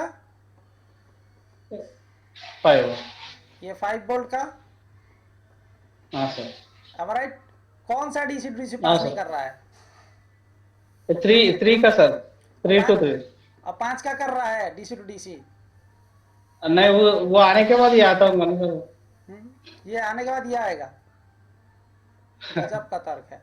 अच्छा एनीवे, जब आप पावर ऑन करते हैं तब डीसी का रीडिंग कितना है? 100 आता है सर। मेरा 3 डिजिट्स का है, 100 आता, तो ये 10 आता सर, 10 बोले तो 100 रहता, 4 डिजिट वाला है स्विचिंग ऑन करने से। हाँ सर, हाँ सर। फिर यहाँ पे जो 3 वोल्ट पीसीएच का है ये पास कर रहा है?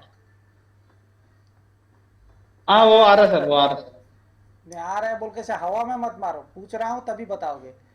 मतलब यहाँ पे ये 3V उधर चेक नहीं करता, 3V पीसीएच में कन्वर्ट हो रहा है क्या? वो चेक नहीं करे सर, ये दोनों का आता बोल के मैं इधर ही ट्राई कर रहा था। फर्स्ट ये है, this is the first 3V ALW PCH is the first.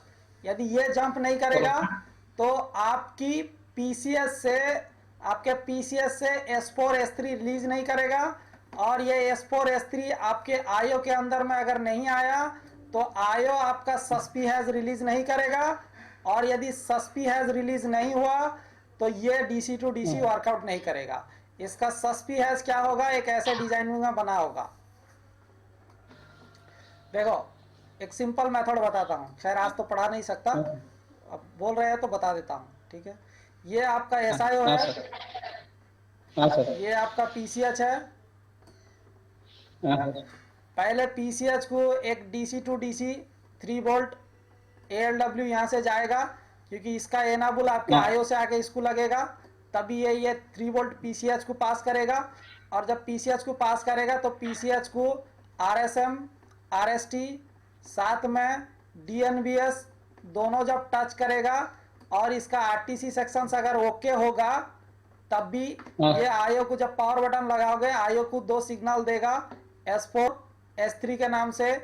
This S4 S3 will come to the IO and it release the suspi hash। ये suspi hash एक हाई लॉजिक 3 वोल्ट बनाएगा और ये जाएगा एक यहाँ पर एक ऐसे लगा होगा एक 5 वोल्ट के साथ ही, ठीक है, 5 वोल्ट के साथ लगा होगा। और सपोज ये जाके आपका क्या करेगा, इसका नाम आपका सस्पी बना होगा, इसका नाम सस्पी बना होगा। और जब ये ये हाई लॉजिक इसको टच करेगा ऐसे, शायद ये हाई लॉजिक जब इसको टच करेगा तो शायद सस्पी हैश लो होगा, शायद आपका सस्पी हैश जो है ना लो हो जाएगा। और जब यही सस्पी हैश लो होगा तो वो सामने का सर्किट को जाके वर्कआउट करेगा और 3-5 की गेट में 18 वोल्ट पास करने के लिए मदद करेगा।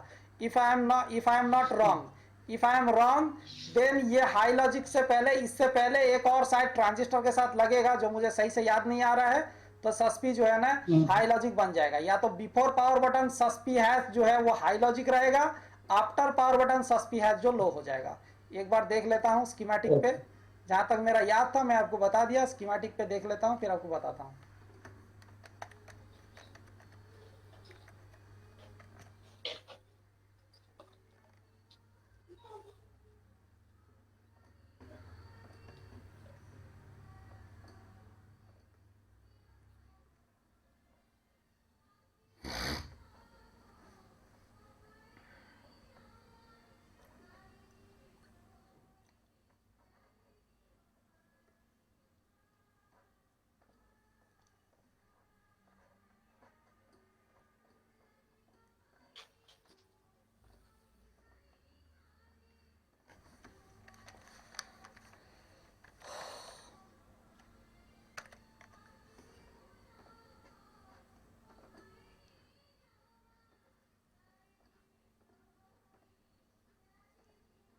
देखिए ये सर्किट का बात कर रहा था मैं, ठीक है। इसका मतलब जब तक पावर ऑन नहीं होगा, when the supply has not coming, यानी कि सस्पी हैज जब तक हाई लॉजिक नहीं आया है, यानी कि जब तक आप ट्रिगर नहीं किए हैं, ये ऑलवेज जो 5 वोल्ट बनेगा वो सस्पी को हाई बनाएगा, हाई लॉजिक रखा होगा।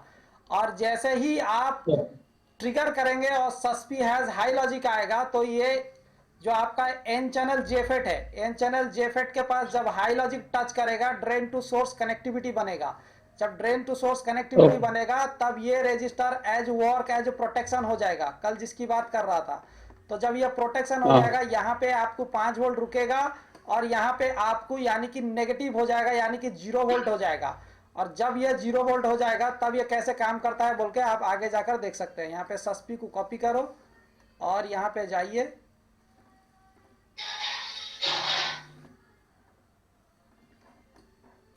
ये डीसी टू डीसी है हमारा, राइट। यहाँ पर देखिए ये 3 वोल्ट का ऑलवेज है और जब आप स्विचिंग मारेंगे ये 3Vs में कन्वर्ट होगा, am I right. Drain to source को कन्वर्ट होगा कब, जब गेट इसका हाई बनेगा। हाई मतलब ड्रेन से ज्यादा यहाँ पर जब बनेगा वोल्टेज, ठीक है। 3 वोल्ट है तो लगभग यहाँ पर आपको कम से कम 8 वोल्ट के आसपास में जब आएगा या 6 वोल्ट के आसपास आएगा तभी ये जाकर DC to DC pass out होगा। यहाँ पे DC to DC pass out करने के लिए ये बी प्लस बायस यानी कि ये 19 वोल्ट बनाया है। ये 19 वोल्ट एक पी चैनल के मॉसफेट से बना होगा, आप जाकर चेक कर सकते हैं, इसको सर्च करके देखेंगे। एक पी चैनल के मॉसफेट से जेफेट से बना है छोटा सा, और वो बैटरी के कनेक्टर के पास में लगा हुआ है, ठीक है। वो बैटरी के कनेक्टर के पास में है, वो ट्रांजिस्टर आपको मिलेगा बैटरी के कनेक्टर के पास में, वो पी चैनल वाला होगा। यहाँ पे 19 वोल्ट बिफोर पावर बटन रुकेगा यहाँ पे, और जब बिफोर पावर बटन ये हाई लॉजिक होगा तब ये एन चैनल का जेफेट है ये ऑन होकर रहेगा, सोर्स टू ड्रेन नेगेटिव बनेगा। जब ये नेगेटिव बनेगा ये रजिस्टर आपका प्रोटेक्शन होगा, यहाँ पे 19 वोल्ट यहाँ पे 0 वोल्ट रहेगा, यानी कि यहाँ पे नेगेटिव रहेगा। जब तक यहाँ पे नेगेटिव है, ये आपका गेट है, लो लॉजिक रहेगा तो ये ऑफ रहेगा, ठीक है। जैसे ही आप ट्रिगर दोगे वहां पे सस्पी हैज, जब ट्रिगर ऑन होगा, जब यहाँ पे सस्पी हैज ऐसे जो आपका इस तरीके का 5 वोल्ट के साथ लगा हुआ था ना, 5 वोल्ट के साथ जो लगा हुआ था 5 वोल्ट के साथ, यहाँ पर ये सस्पी निकला था, ठीक है। ये सस्पी था और ये सस्पी हैज आएगा आयो से।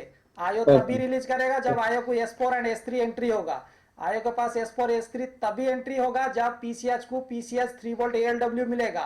पीसीएच को 3 वोल्ट ALW तभी मिलेगा जब आयो का EC ऑन का कंपैटिबिलिटी फुलफिल हुआ होगा, और EC ऑन के लिए पूरा आपका स्ट्रक्चर चेक करना जरूरी है। उसके साथ पीसीएच का RTC सेक्शन ओके होगा तभी पीसीएच को RSM RST and deep power notebook जब हिट करेगा तभी आपका पीसीएच से आयो की तरफ S3 S4 आएगा, और आयो जो है ना सस्पी हैज रिलीज करेगा, जिसको हम कभी मैनॉन के नाम से कहते हैं, कभी रनन के नाम से कहते हैं, कभी कुछ और का नाम देते हैं। यहाँ पर सस्पी हैज दिया गया है। सो ये सस्पी है जब यहाँ पे टच करेगा, ये एन चैनल का जेफेट होने की वजह से यहाँ पर नेगेटिव बन जाएगा। जब यहाँ पे नेगेटिव बनेगा, प्रोटेक्शन होगा, ये आपका ऑटोमेटिकली 0 वोल्ट बन जाएगा। जब ये 0 वोल्ट बन जाएगा, ये जेफेट ऑफ हो जाएगा, क्योंकि इसको एन चैनल को ऑन होने के लिए हाई लॉजिक का जरूरत है। ये ऑफ हो जाएगा। जैसे ही ये ऑफ हो जाएगा, ये 19 वोल्ट यहाँ से पास करेगा, इसके गेट को हिट करेगा, यहाँ पर 19 वोल्ट आ जाएगा। जब यहाँ पे 19 वोल्ट आएगा, 3 और 5 वोल्ट पास आउट करेगा। Understand this thing? Okay sir, clear okay है? Sir, okay sir. समझ में आ गई बात? हाँ आए सर, आए सर। ट्रेसिंग करना समझ में आया? तो उससे पहले आपको क्या चेक हाँ, करना आए है? 3 वोल्ट की LW PCH को चेक करना जरूरी है। किसको? 3 वोल्ट हाँ। की LW की PCH। ये इसको जिस तरीके से ट्रेसिंग करोगे, 5 वोल्ट का भी वैसे ही ट्रेसिंग है। ठीक है? 5 वोल्ट का भी उसी ओके, तरीके सर। का ट्रेसिंग है। हो सकता है शायद आपके केसेस में B+ बायस ना बनता हो। ये आपको बैटरी कनेक्टर के पास में ही मिलेगा। आप चेक कर सकते हैं यहाँ पर जाकर।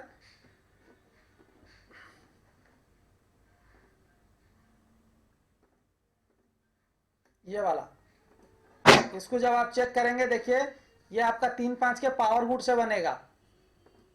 किससे बनेगा? Look out this. ये आपका वीन लाइन है, B+, यानी कि CLR के बाद का वोल्टेज है। यहाँ पे 19 वोल्ट रुकेगा। जब 3-5 बन जाएगा तो उसका पावर गुड रिलीज करेगा हाई वोल्टेजेस। हाई लॉजिक मतलब ये 5 वोल्ट यहाँ पे आएगा, ये क्योंकि ये 5 ALW के साथ जुड़ा हुआ है। जब ये 5 वोल्ट यहाँ पे आएगा तो ये सीधा अगर इसको टच करेगा, ये क्या है? एन चैनल का जेफेट है।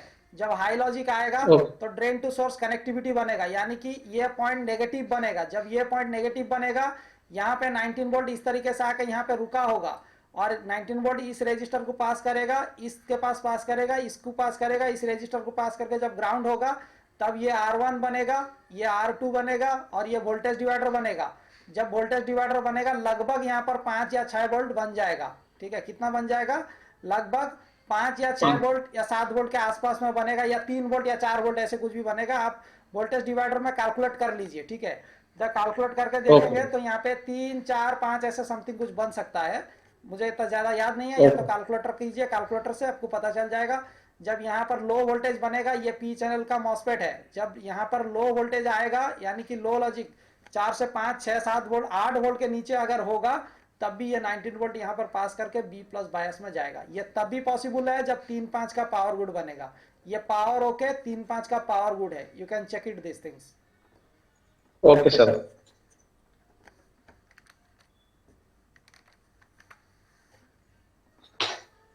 देखिए ये 3-5 का पावर गुड है, और 3-5 जब बन जाएगा तब यहाँ पर पावर गुड रिलीज करेगा। पावर गुड क्या है? ओपन ड्रेन बन जाएगा। ये सिर्फ इसका आईसी के साथ कोई संपर्क रहेगा नहीं, ये सीधा जाएगा वहां पे जो 5 वोल्ट का जो रगा है रजिस्टर 5 वोल्ट के साथ, 5 वोल्ट ALW के साथ, वो आगे पास करके चला जाएगा 5 वोल्ट पावर गुड बन के। ठीक है? अभी समझ में आया? ये कम से कम स्कीमेटिक को किया जाता है, इजी है। आप ट्राई कीजिए, यू विल गेट सक्सेस इंशाल्लाह, नो इशू। और आज भी तो मैं उसका बोर्ड व्यू शेयर कर दिया हूँ, और भी आसान हो गया। कैड फाइल में डायरेक्ट क्लिक करेंगे, ओपन हो जाएगा, कोई दिक्कत ही नहीं है। ठीक है? आप उसको बनाइए। ठीक है? यदि सस्पी हैज बन रहा है, काम आपके लिए आसान है। यदि सस्पी हैज बन नहीं रहा है, काम आपके लिए डिफिकल्ट है। ठीक है? इतना भी डिफिकल्ट नहीं है कि जितना आप सोचो। ठीक है? अगर सस्पी हैज नहीं बन रहा है तो आपके लिए काम डिफिकल्ट क्या है? आपको RTC सेक्शन चेक करना पड़ेगा, आईओ की रिक्वायरमेंट चेक करना पड़ेगा, या हो सकता है PCH भी खराब हो सकता है। You can look out that things. ठीक है? उम्मीद करता हूँ आपको समझ में आया होगा, और ये तरीका जो बताया बाकी मेंबर्स भी इसको फॉलो करेंगे इंशाल्लाह। तब तक के लिए अपना ख्याल रखिए। पवन आज क्लास नहीं हो सकता, आज सब लोग अपनी अपनी अमर खोल बैठे हैं। ठीक है? सर हाँ, और कोई है? ये आज ही डिस्कस कर लेते हैं। अच्छी बात सर, ये जो आपने डिस्कस किया था।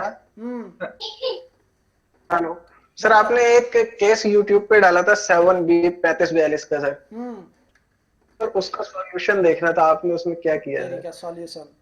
देखो ये जो बीप है ना, ये जो बीप है, ये सब उनको मुबारक हो जो सिर्फ बोर्ड रिप्लेसमेंट करते हैं। नहीं सर, वो तो नहीं सर, वो समझ रहा हूँ सर, लेकिन उसमें आपने काफी कुछ टेस्ट किया था। एक्चुअली मेरे पास सेम बोर्ड आया था सर, लेकिन मैं आपको बताता समझ नहीं आया वो मुझे। मैं आपको एक ओवरव्यू बता देता हूँ।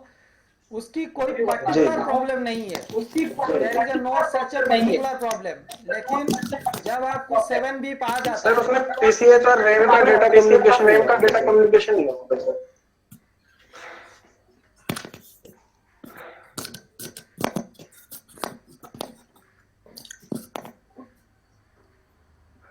फराहिम मलिक, जी सर। उसमें हाँ आपको सर। क्या चेक करना है मैं आपको बताता हूँ। 7B4, 3B4 जी जी या 4B4, ज्यादातर डेल 3521 सर, हो या सारी 3542 सप्लाई हो। अब बन रही थी सर उसमें ना, लेकिन उसमें रैम डिटेक्ट नहीं कर रहा था सर वो। पहला तो ये मुझे बताइए कि रैम स्लॉट के पास में ऐसे इसके पास में यहाँ पर स्क्रू मारा गया है क्या, स्क्रैच हुआ है यहाँ पे और यहाँ पे? सर वो सर सारे ट्रैक पैड मैंने चेक कर लिए थे सर, ट्रैक बिल्कुल पैड की बात ठीक था नहीं वो कर सर। रहा हूँ, आई am not sir talking about the track pad. ये स्क्रैच हुआ है क्या? हाँ सर, वो ध्यान नहीं है सर, मैंने इतना ध्यान नहीं क्या? मतलब 4-5 दिन हो गए सर उस आमतौर बात पे को। वो गलती होता है, ट्रैक को जोड़ देते हैं, मतलब स्क्रू मार देते हैं, वो फिर क्या होता है वो ट्रैक एक दूसरे के साथ जी जुड़ जी जाता है। वो ट्रैक किसका है? एलपीसी का है। जी जी। और जब एलपीसी का ट्रैक आपस में एक हाँ दूसरे सर। के साथ जुड़ते हैं तो सीपीयू चला जाता है। उस सेक्टर में सिर्फ आपके पास दो ऑप्शंस है, मैं आपको बताता हूँ, सिर्फ दो ऑप्शंस आप कर सकते हैं। जी ऐसे सीपीयू होगा, सीपीयू के पास में एलपीसी का रजिस्टर जी ऐसे होगा 0 ohms का। जी। बस आप इसको एक 0 ohms में रिप्लेस करके देखो और इसका कम्युनिकेशन आयो तक है कि नहीं है ये बस देखो। अगर स्क्रैच हुआ है तो सर मैंने ये सब जी सर, मैंने ये सब चेक किया था, लेकिन सर इसमें जब जहाँ पे आप अभी ड्राइंग कर रहे हैं सर, इस तरफ मैं वोल्टेज चेक कर रहा था ना, तो जब दूसरी पिन पे मैं वोल्टेज चेक कर रहा था तो सर एम्पियर ज्यादा ले रहा था, मतलब वो। यही बोला कि आप सिंपल इसके ट्रैक चेक करो, ये रजिस्टर को चेंज करो, और अगर हो सकता है यदि आपको ज्यादा कुछ करने का है तो आईओ को रिप्लेस करके देखो। ज्यादातर इस केसेस में ये रजिस्टर या तो सीपीयू चला जाता है। मैक्सिमम केसेस मैंने फाइंड किया है कि वो स्क्रू टाइट कर देने की वजह से वो एलपीसी की लाइन होती है, और एलपीसी की लाइन एक दूसरे के साथ जब स्क्रू जब आयरन के साथ टच होते हैं, लोहे के साथ जब टच हो जाते हैं तो शॉर्ट हो जाता है। जब शॉर्ट हो जाता है तब सीपीयू कहीं ना कहीं उड़ जाता है। आप फिर भी एक बार रजिस्टर चेंज कीजिए, डीएसओ है तो चेक कीजिए, डीएसओ है तो सर मैंने रजिस्टर चेंज किया था, मैंने ट्रैक भी सर आपस में कहीं शॉर्ट तो नहीं है वो भी मैंने चेक किया था। फिर मैंने आपकी वीडियो देखी लास्ट में तो वो बिल्कुल सेम दिख रही थी मुझे, तब मैंने आपसे पूछा सर उसमें। नहीं, वो आपके पास डीएसओ है क्या? नहीं सर, डीएसओ नहीं है सर मेरे पास। अगर डीएसओ होता तो कम से कम आप ये कंफर्म कर सकते कि एलपीसी काउंटिंग कर रहा है या नहीं कर रहा है। यदि एलपीसी काउंटिंग कर रहा है, एक्चुअली सर वो विदाउट रैम भी 240 के आसपास एम्पियर ले रहा था और विद रैम भी वही ले रहा था। फर्क नहीं पड़ता, वो एम्पियर से मुझे कोई मतलब नहीं है। आई एम नॉट एम्पियर के साथ मुझे कोई इंटरेस्ट नहीं है, क्योंकि यहाँ पर मसला जो है ना एलपीसी का ही है। तो एलपीसी के लिए आपको स्वयं एक ही काम करना पड़ेगा, या अगर आप रजिस्टर लगाए हो तो जंपर लगाओ, पहले देखो एक बार जंपर उठा दो, रजिस्टर को पूरा डायरेक्ट जंपर करके देखो, यानी तो फिर आपका जो है ना डीएसओ अगर होता तो आप कुछ मतलब सोच सकते क्या हो सकता है। अगर कम्युनिकेशन है तो फिर ठीक है, आप आईओ को लीप करके सीपीयू की तरफ और या कहीं और फिजिकल टूटा हो तो उसको चेक कर सकते थे। यदि एलपीसी बन नहीं रहा है तो फिर आप कहीं और ढूंढ सकते थे, ठीक है ना। लेकिन आपके पास तो डीएसओ है नहीं, ऐसे हाई लॉजिक तो 3 वोल्ट बनेगा, मैं उसके ऊपर में कुछ नहीं बता सकता ज्यादातर, ठीक है ना। अगर एलपीसी बन रहा होता तो कुछ और होगा, जब एलपीसी नहीं बन रहा है तो कुछ और होगा। लेकिन एक हथियार का इस्तेमाल करके देखो, इस रजिस्टर को हटाओ और जंपर लगा के देखो, ठीक है ना। और जंपर जब मारोगे तो क्लीनली जंपर मारना, ऐसे नहीं कि मतलब पेस्ट गदा रहेगा और मार देना। ये थोड़ा वहां पर आपको क्लीन वर्क करना जरूरी पड़ता है, क्लीन वर्क, ठीक है। ऐसे वैसे वर्क करोगे तो अगर ट्रैक में उसकी डिस्टेंस अगर सही भी नहीं रहेगी ना तब भी एलपीसी वर्कआउट करना बंद कर देगा, ठीक है। तो एक बार नीट एंड क्लीन डालकर देखो, neat and clean track. Sir LPC पे मेरा डाउट इसीलिए गया क्योंकि सर मैं जब उस पे वोल्ट मतलब मल्टीमीटर भी लगा रहा था ना रजिस्टर पे, तो एकदम से रीडिंग ठीक हो जा रही थी उसकी एम्पियर की, तो मुझे लगा शायद एलपीसी का इशू हो सकता है। आप जंपर मारो, शायद आपका काम बन जाए। जो मेरा 7 बीप का जो फर्स्ट वर्जन में मैंने सोल्यूशन डाला था, उसका सोल्यूशन यही था कि उसको मैं रजिस्टर डालने के बाद इट डजंट वर्क, उसको मैंने जंपर डाला था। जब जंपर डाला तभी वो काम किया था, ठीक है। सो वो तो बहुत पुराना है, 2-2.5 साल पहला है, बहुत 2-2.5 साल पहले की बात है। आप डाल कर देखो, ठीक है। जी जी जी, चलिए बहुत ठीक है सर, थैंक यू सर। आप सभी लोगों का बहुत बहुत धन्यवाद। एडमिन कुछ बोलना चाहते हैं, बोलिए एडमिन जी। हेलो सर, कैलाश बोल रहा हूँ सर। हेलो। हाँ सर मुझे वो ऑल वीडियो करके आपका आपने अभी चालू किया है ना जो मशीन आईडी के साथ, बरोबर। तो उसमें जो आप वीडियो दोगे तो वो वीडियो हम लोग डाउनलोड करने के बाद देखेंगे कि ऑनलाइन देखना पड़ेगा उसको? वीडियो डाउनलोड करके अपने लैपटॉप पे अपने डेस्कटॉप पे सेव रखिएगा, ऑनलाइन नहीं है, ऑफलाइन नहीं है वो। जैसे EXE ओके, फाइल उसको डाउनलोड करने के बाद उससे वो रहेगा और हमेशा उसमें पासवर्ड डालना पड़ेगा। नहीं, उसमें तो ऑप्शन Okay. आएगा रिमेम्बर का, ऐसे क्लिक कर दो, हो गया। और क्या, पासवर्ड बार बार डालने की जरूरत नहीं है। जब फर्स्ट टाइम रन करोगे रिमेम्बर माई पासवर्ड लिख कर आएगा, तो रिमेम्बर माई पासवर्ड में डाल दो, यानी तो टेलीग्राम में तो पासवर्ड है, जब जरूरत पड़े कॉपी कर लेना, उठा के डाल देना, क्या फर्क पड़ता है। ठीक है, और वहां से वो टेलीग्राम से डाउनलोड होगा, टेलीग्राम डेस्कटॉप जो फोल्डर उसके अंदर डाउनलोड होगा क्या, कि दूसरे फोल्डर में अपन डाउनलोड कर सकते हैं? देखिए, आप जहां भी रन करेंगे एक सेफ फोल्डर पे रखिए, जहां आपको ज्यादातर प्रॉब्लम ना हो। ऐसा नहीं कि टेलीग्राम पे रखोगे, कल इंटरनेट नहीं रहेगा तो आप ओपन ही नहीं कर पाओगे। डाउनलोड कर लीजिए, आपने डी ड्राइव में, ई ड्राइव में कहीं एक ड्राइव पर रखिए और रखकर वहां से आप रन कीजिए। ठीक है, बी सेफ करके रखिए, तभी आप वर्क करेंगे। ठीक है, चलिए, बहुत बहुत शुक्रिया आप सभी लोगों का आज जुड़ने के लिए। इंशाल्लाह अगर कल मैं रहूंगा तो फिर कल अमीन ठाकुर कुछ बोल रहे हैं, बोलो। हेलो, बोलो अमीन हाँ सर, हम्म, हेलो। हाँ बोले सर, मैक एक बुक है क्या 1369 का? क्या हो सकता है? हेलो, बोलो, सुन रहा हूँ। बोले सर मैक, हाँ मैक बुक है 1369 का, A1369, उसमें 3 बीप आ रहा है, ठीक है।